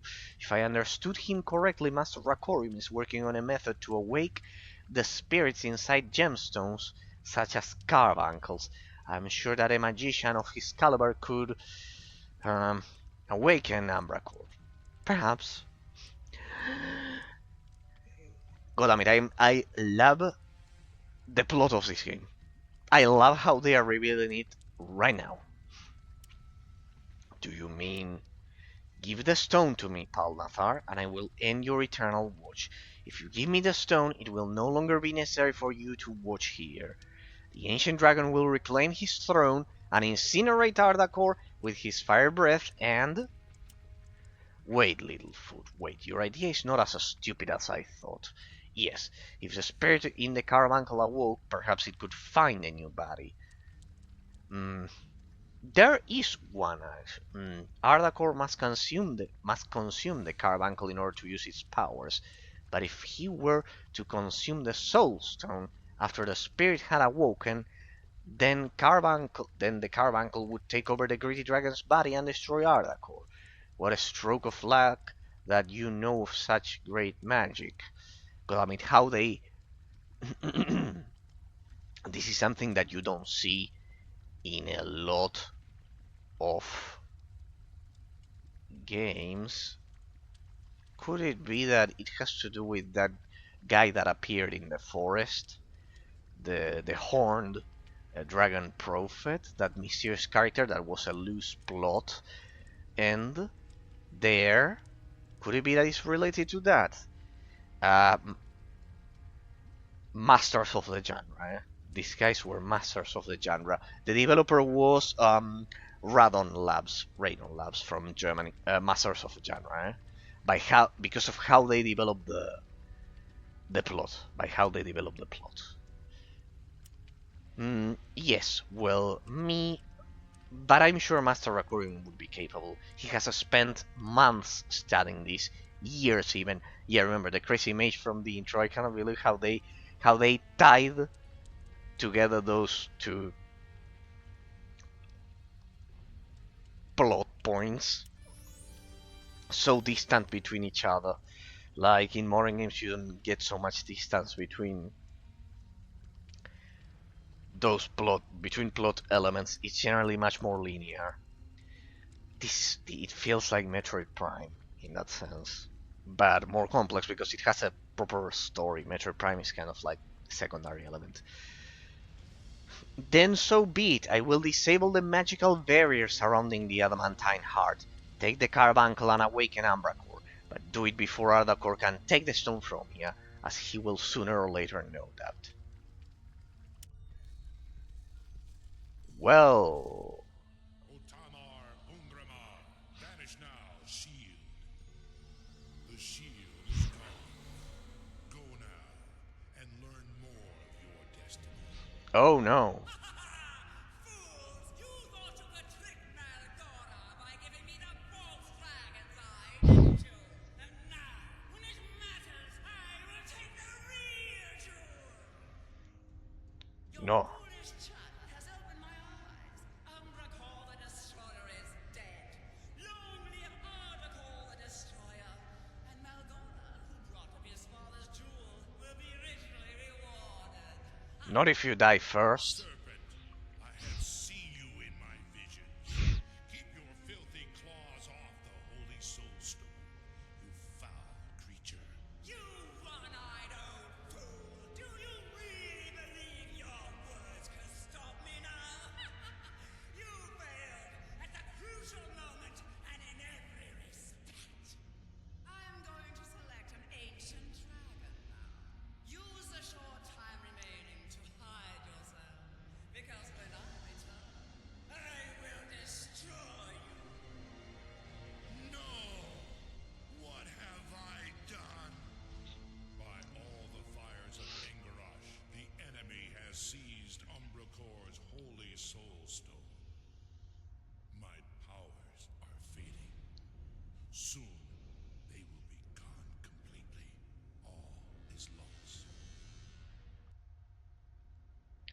You know, we could have just killed her. But well, I guess there's way too much distance between that and here. You should you should have lifted the spell once we were on top of that thing, you know? One would think you would do that in some about something so important. But well, otherwise we wouldn't have an epic boss fight, so it doesn't end here. Okay.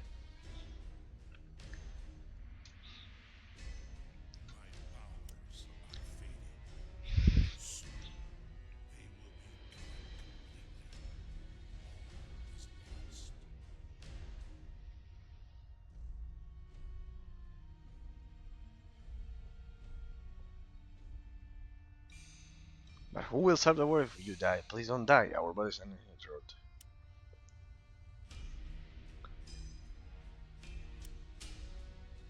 Oh, poor guy. But nothing is lost. You chose me. I'm the champion of the dragons. As long as I still live, there is a chance that the force of good can win. There is still hope. You must stop Malgor. Easy, kill her. You must not swallow the soul stone. If you fail, Articore will become immortal and wreak fiery doom upon this world. Follow me. I will show you a way out of the Carbuncle Cave.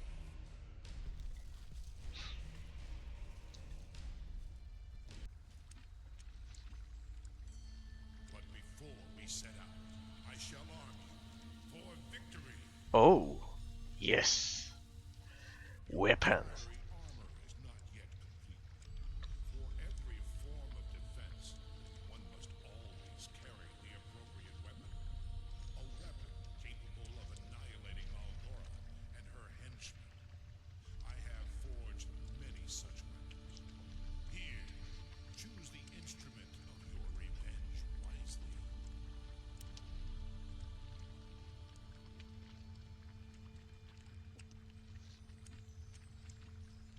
Uh,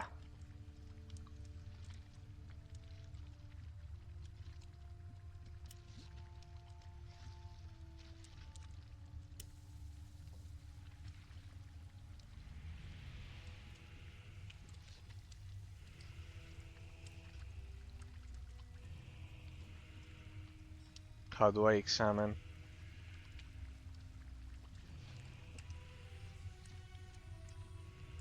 Your fiery armor is Flame Singer. I'll take the sword, pretty much.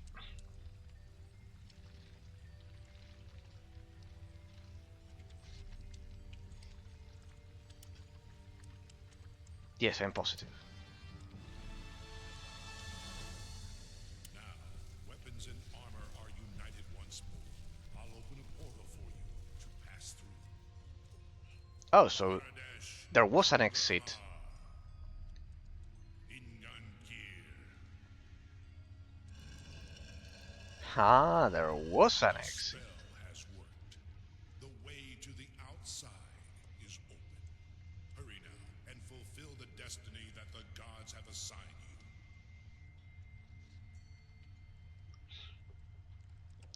you. Let me see that sword first. Flame Song. Is it one-handed, right? Yeah, it's just that it's ridiculously long. This long sword was forged by a master from the embers and the fire falls of Algormosh. The lizard metal is almost weightless in the hand and the thin blade is unequal in sharpness. Oh, one dice roll plus 10 with a strength of 70. Okay, good. Finally, a good one-handed sword. Yeah, pretty much I needed that. The rest of my the rest of these guys have actually better weapons than I do. I had better defense, but not better offense. So, this is goodbye.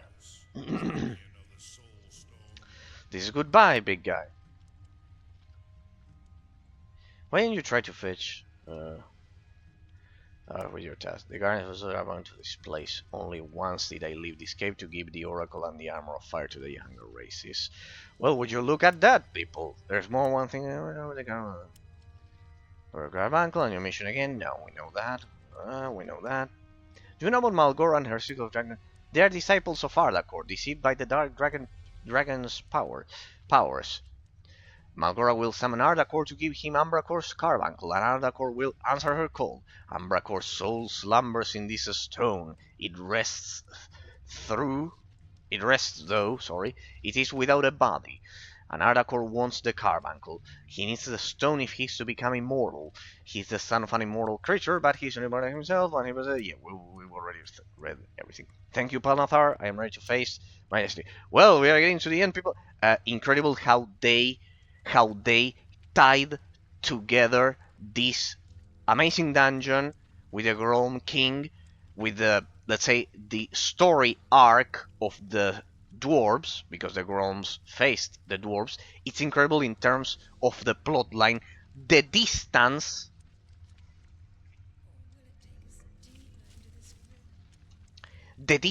between some of the initial plot elements, like the magician Rakorium, pretty much at the beginning of the game in the tutorial. Yes, and the fact that he's the one that has to once again take the soul of the father dragon that created the continent and everything, and place it there and save the world. Pretty much, it's incredible the distance between plot elements. Dragon-like creatures.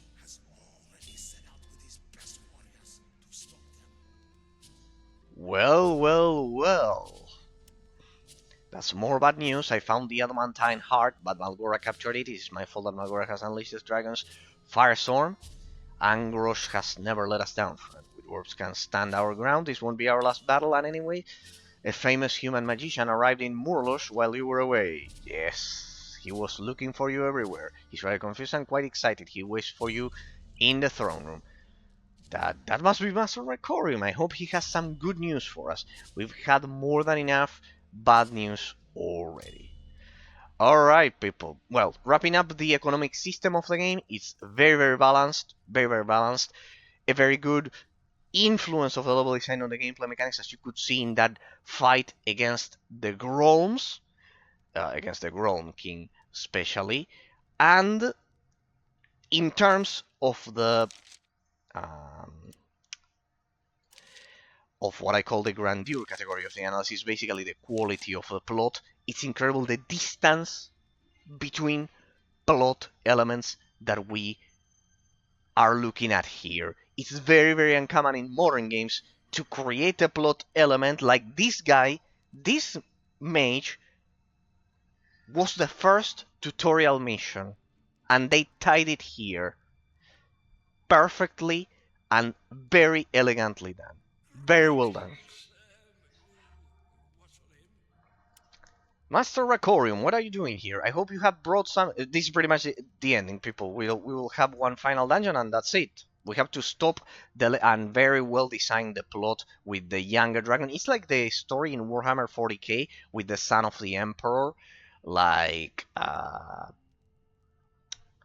trying to take over and such. In that sense, is very well done. Rakorium, what are you doing here? I hope you have brought some good news with you. Well, I'm not sure if that's the correct arcanological term, lad, but as it turns out, our expedition into the swamps of Mulbridge was successful. Balonion's magic staff revealed a number of arcane secrets, and the time has come to use them to our advantage. Ho. Secrets? What secrets? Tell me. Our situation is hopeless. Malgora has stolen the Adamantine heart, and it turns out that the heart is actually Umbracor the Destroyer's carbuncle. The Adamantine heart is Umbracor's carbuncle? Yes. Well, what a coincidence. Now, didn't I read something about that in... Oh, where was it? Well, not so.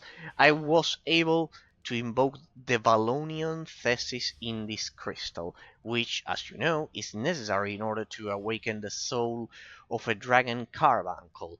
This is the beginning of a new age in the history of arcane lore. There won't be a next stage if we all get killed by the dragon emperor's fiery vengeance. What? You can awaken the soul of a dragon with that thesis thing. Couldn't we use it to thwart Malgora's plans by awakening Ambrakor from his slumber within the Adamantine heart? Well, could we? Harry, we're running out of time. Well, that would be the first time I've ever tested my thesis crystal in the field. Waking up old Mr. Ambrakor in that carbuncle, that would be, well, yes, that would be quite a surprise for Malgora and the horrible Ardakor. And just imagine, we'll be able to ask Ambrakor all about the ancient times. We'll see about that later, Master Rakurin. You have to give me the Thesis Crystal now, so that I can awaken Ambrakor before Malgora sacrifices the Adamantine heart to the dragon god Ardakor. Harry, we don't have time to lose. Any time to lose. Yes. I remember to be very careful with it. Don't forget that the crystal is vital to my research. You may be senile, Aquarium, but you're still a genius. This is all that stands between victory and defeat now. Once I have spoken with Prince Arum, we will set out for Drakensang Mountain. And once we get there, we will awaken Ambrakor the Destroyer right before Malgora's very eyes and save the world. Incredible how they tied all of the plot points together. Sorry, people. This is on par with Baldur's Gate. The plot, I would say, even a bit more polished because of how they tied all of the loose ends in that sense. Even Baldur's Gate is a bit more simplistic. So yes, I think I had one more quest and I have to remove this rotten stink there. It's incredible how they tied all of the plot lines there, all of the plot points.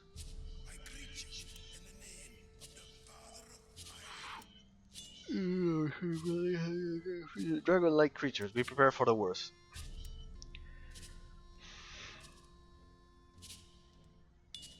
Aha.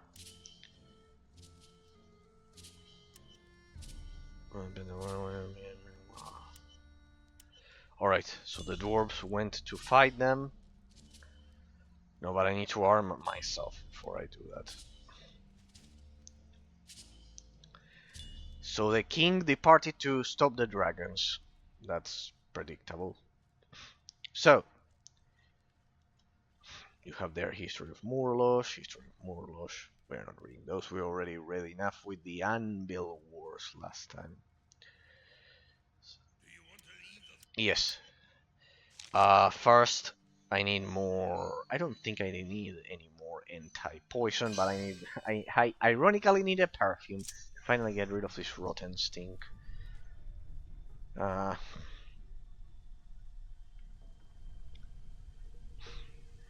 Okay. Elevator right there. Maybe I can escape to the surface. Then I will need.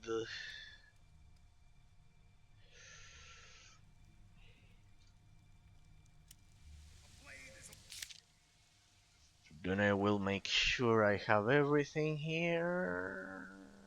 I think I have everything pretty much. Endurance, dodge 3, agility 14. And I don't have agility 14.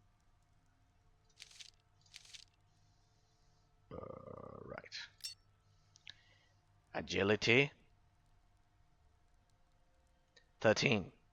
There you go, 14. That should do it. Dodge 3. That would put me on par with the rest of my warriors. Perfect. You don't need shield. Armor, dodge 3, agility 14. Master crossbowman. Now she's using those ones. Master marksman. Pretty much. Defensive command. No, she should just have a bit more of agility then. Agility 14. Agility 14. accept the changes. The base ability needs to be that. It doesn't help that you see 15 there, because that's from a bonus. So, dodge 3, that's the first thing we need to do. Let's prepare for the final battle, people. Let's prepare for the final battle. Here, complete. Complete. This one doesn't need shield fighting. This one doesn't need shield fighting. Complete. Ranged. Pretty much ready. There. So, let's bow is at the maximum. So in your case,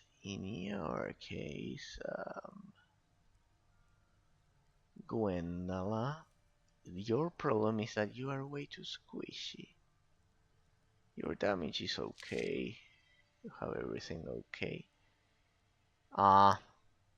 First, this one.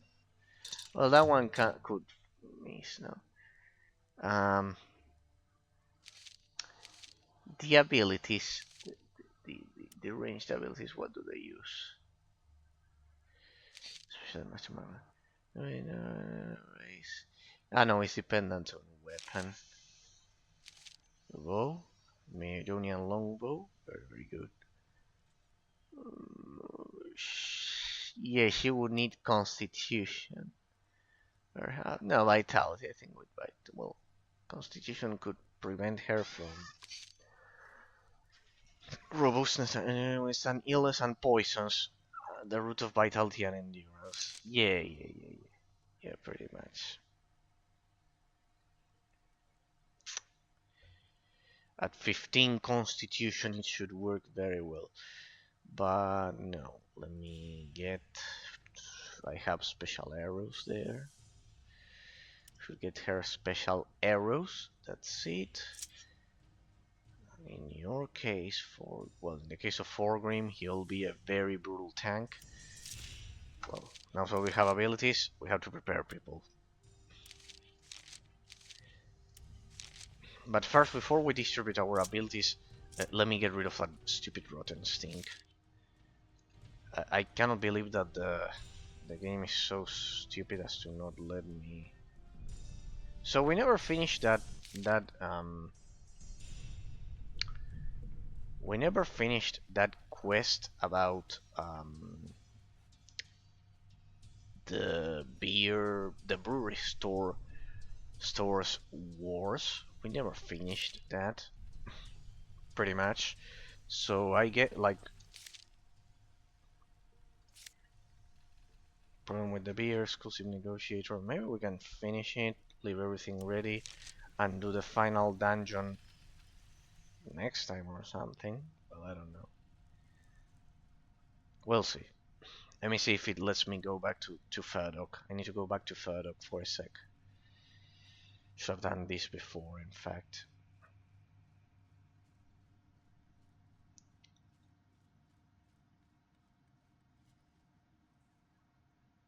Or not.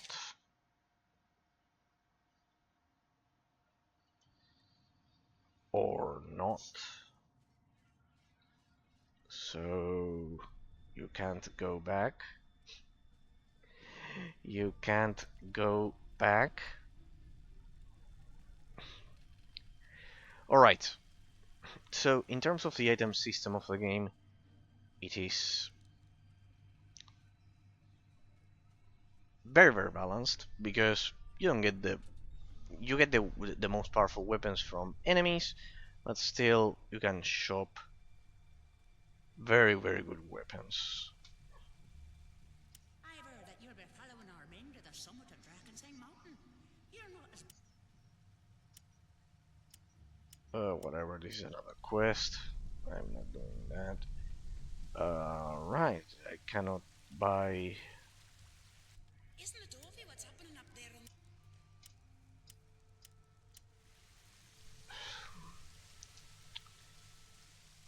on... I'm beginning to wonder how where do you get the perfumes and everything? Step right up. Look. Incendiary arrow. No, these are things that I sold. In that sense, for example, in terms of the economic system of the game, you have these three currencies that will allow you to buy some good stuff. So yeah, you could say that vendors do play a role in this game. Ingress be with you. I am Doma.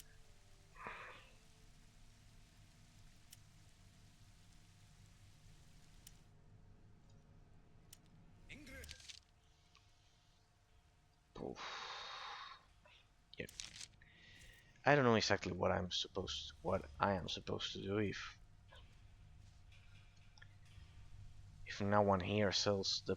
I can't believe I need a perfume at this point. You maybe? You have proven Selena's innocence. That's fantastic. Now nobody can speak ill.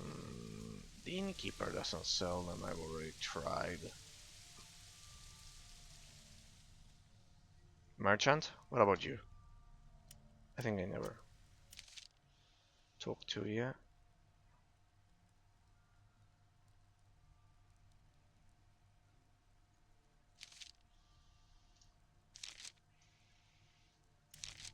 Not that impressive.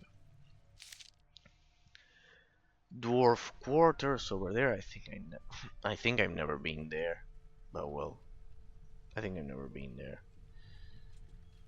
Yeah, in terms of the economic system, you can amass a ton of money in this game, as you could see, but only if you do a lot of side quests. Like, I cannot imagine. I cannot imagine having a lot of money without doing side quests in this game. Like, the elevator, and where does that lead us to? This is the same, all the inheritance and everything. We meet again.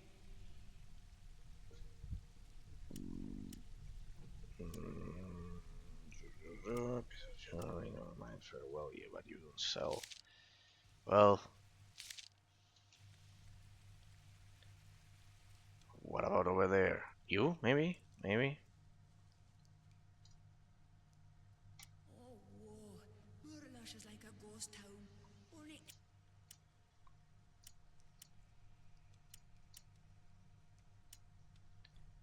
For 40 years.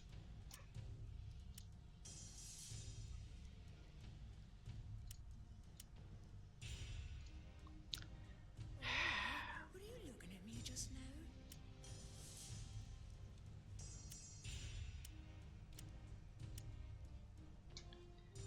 No, it's just that side quest. But they don't sell what I need to remove that debuff. What about there? I think I know where.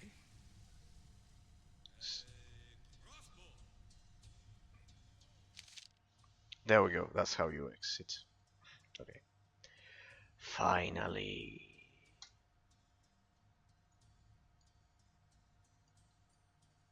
Finally. Yes, I can leave so I can equip myself appropriately. Okay, so the game world wasn't as massive. An unexpected encounter has interrupted your journey. Flee. Avoid? Sneak +5. I don't think it's going to work. I don't think it was going to work. Oh well, to hell with it. We'll have to fight to get there. Yeah, it was a very long journey. Oh well, no matter. They are not a threat. I probably don't even need buffs. Amazing, amazing effect there with the 2D background. You can notice that that's a 2D background that they have there. Very, very well done. Amazing sky. In terms of the presentation, this game is a 10 out of 10. The plot is also a 10 out of 10. It's very well presented. The game is pretty. the gameplay mechanics are solid in that sense. So far, there's only one mistake. Once we get to the final, I love it. That the zone they're traveling, and it should have a second L, if I'm not mistaken. They forgot a second L there. Traveling.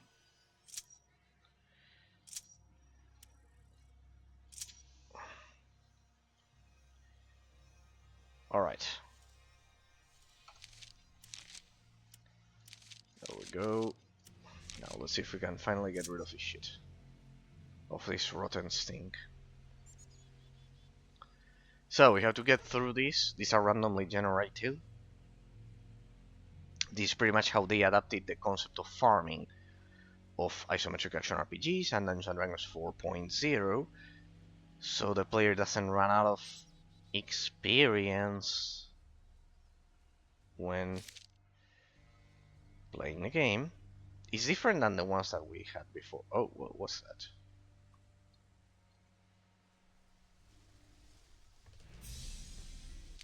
And some orcs attack you. Yeah, as you can see here, it's this shit pretty much. Ah, lovely, very amusing. They place a chest there to attract the player, and then the orcs attack. Very well done, huh? If this was randomly generated, huh? Very well done.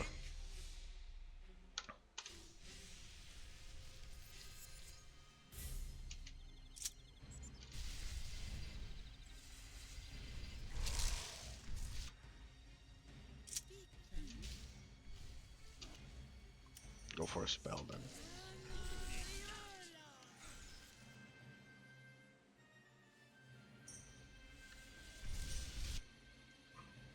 Join Traldar there.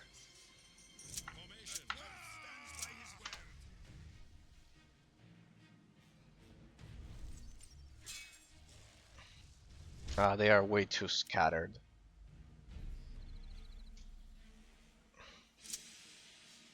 I know, I should deal with this one. You, hit that one.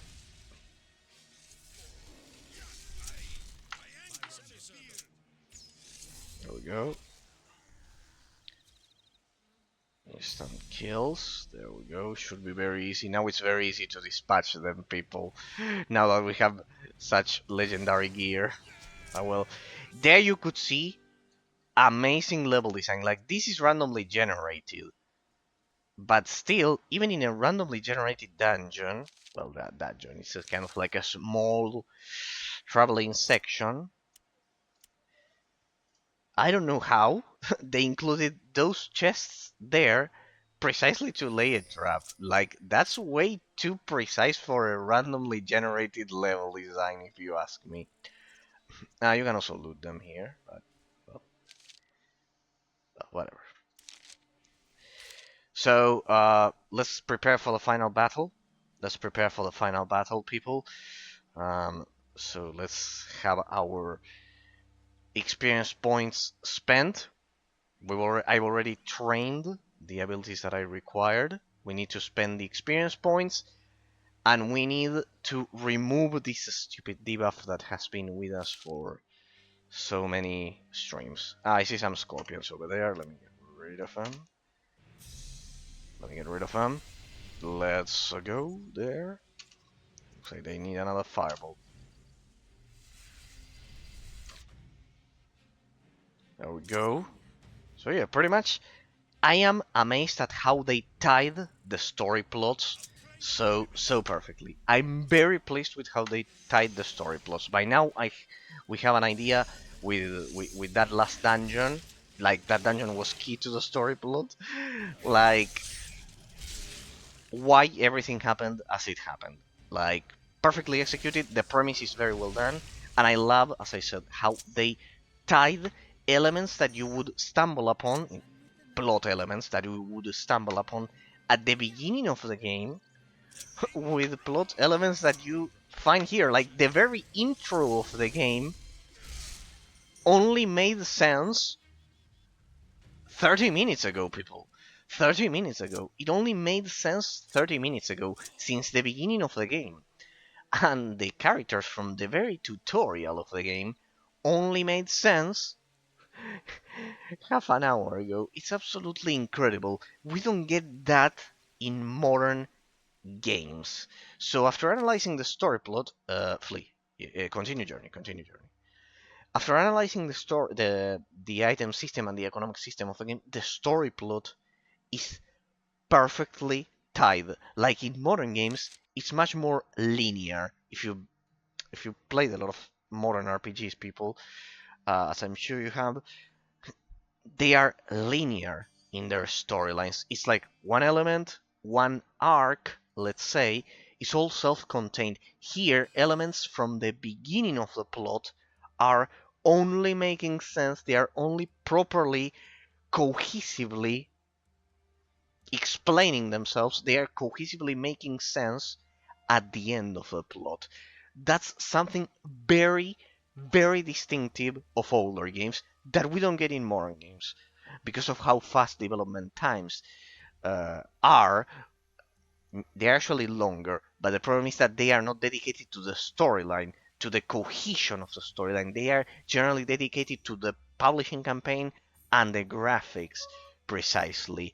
So here you have an example of a game with amazing graphics, moderately complex gameplay mechanics in that sense compared to Baldur's Gate and Dragon Age Origins.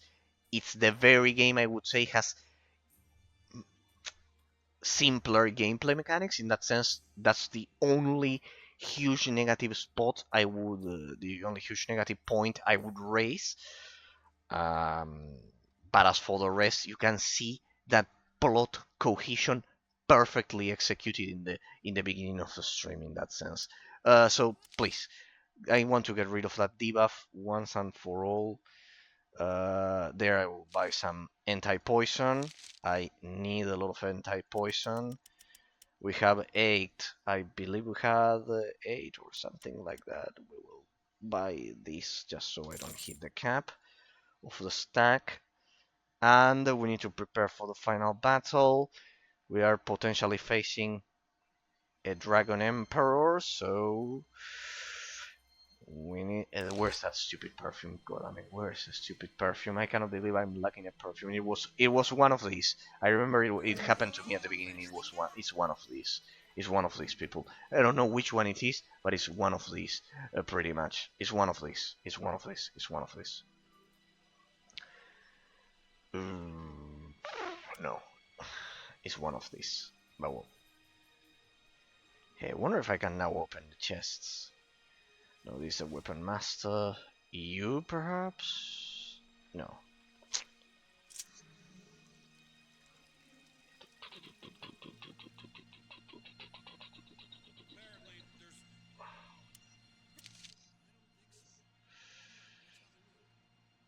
I can't believe I'm lacking perfume. This is all of the stuff that I've sold. Ah, you can rebuy all of the stuff that you sold. That's very convenient. You, please. No, fabrics. Should have figured that out.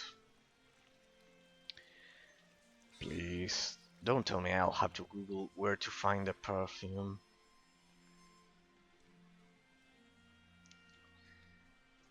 God damn it. I'm lacking some perfume. Pretty much.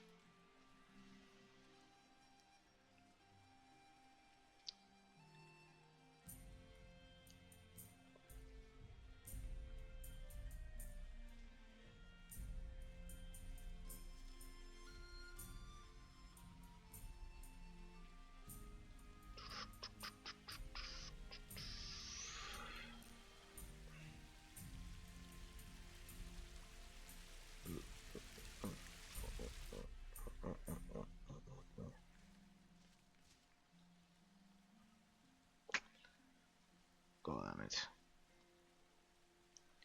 You, perhaps, you have the stupid perfume. I cannot believe I need a perfume, people.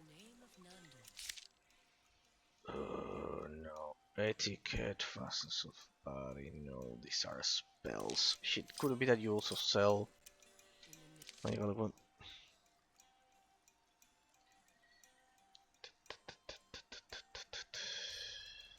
Perfume. There. Please tell me. Only one? No, you have to be kidding me. You have to be kidding me. Why only one? Why only one? Must be one that I sold.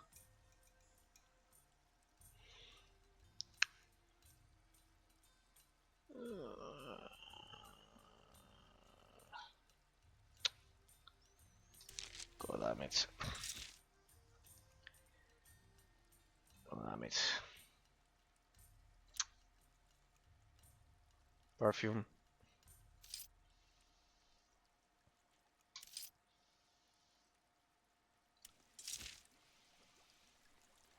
What? It didn't fucking work? What's the meaning of this shit?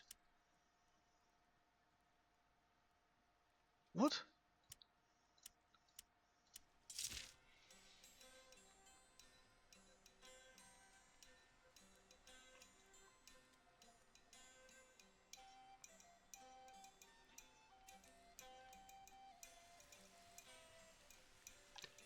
Why didn't it work?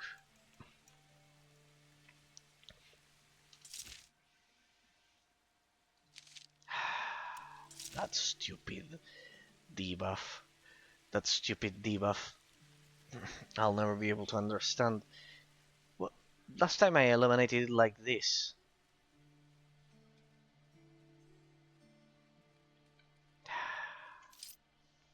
No.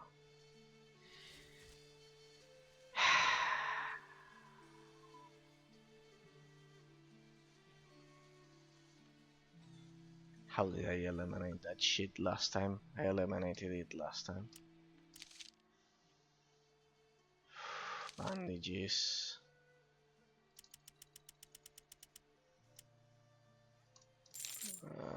Soap, maybe?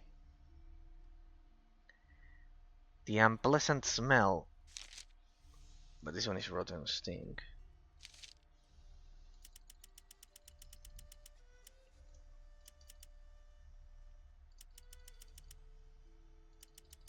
Now let's begin with one. Test it. Alright, give me the soap.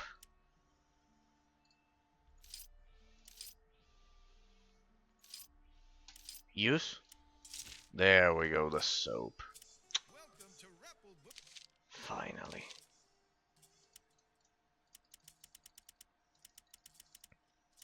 Give me 20 of those shits. Everyone? Soap. Now. You. Use the soap. Use it. There you go. Finally. I could have sworn perfume solved that shit, but well. Finally. Pass the soap. Well, they're different ones. Otherwise that would be disgusting that everyone is using the same soap.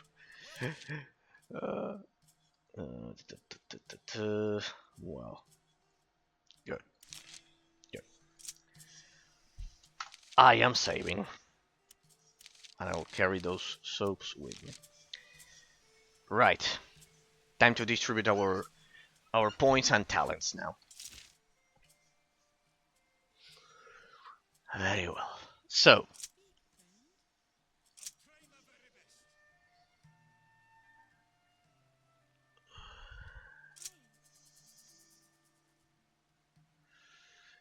$72, $32, $41, $60. Good travel. Ring of Life. This Ring of Life is very good. I should use more of those. Okay.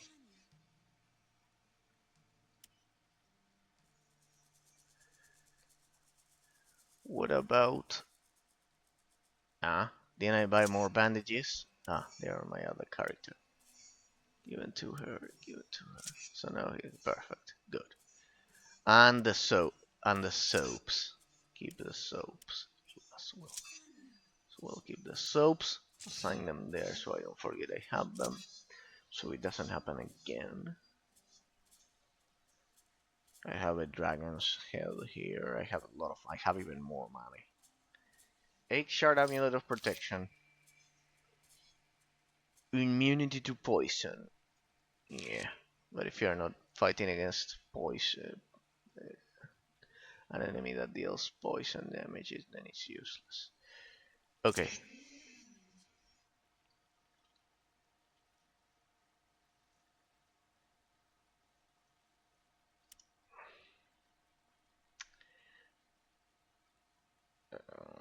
Problem is that 333, 332. Yeah, I think I hit the cap of how much I can improve. Yeah. Give those huge healing potions to the tanks. At least one of them. Yeah.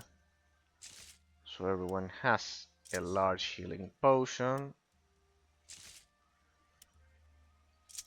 Do I have all of them? I have 3 large healing potions, so in my case it's not a problem. You keep that.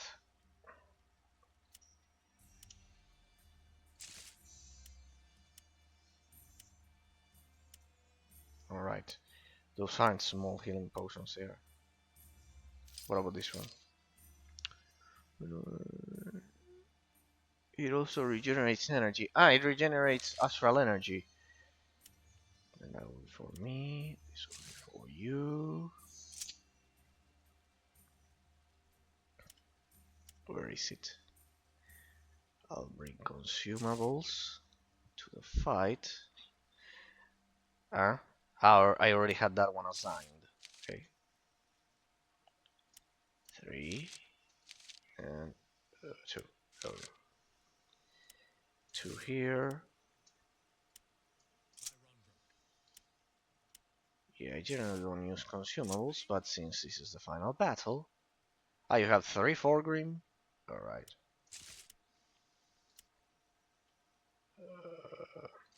Yeah. Where's that ability? Here. Defensive combat 3. You could never use those ones, so whatever.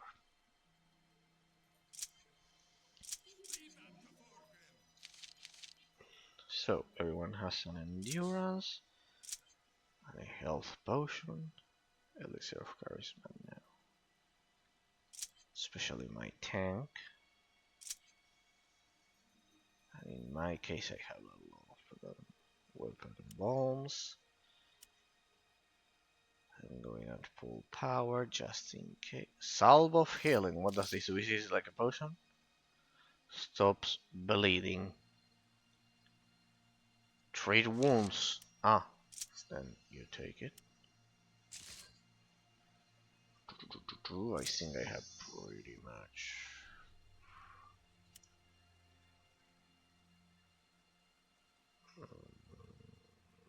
I think I have pretty much everything. So pills of endurance as well I have. Yeah, I haven't been using consumables, like I've never hit full power in that sense. Alright. Time to distribute my points now. Unless someone sells big potions. By now I haven't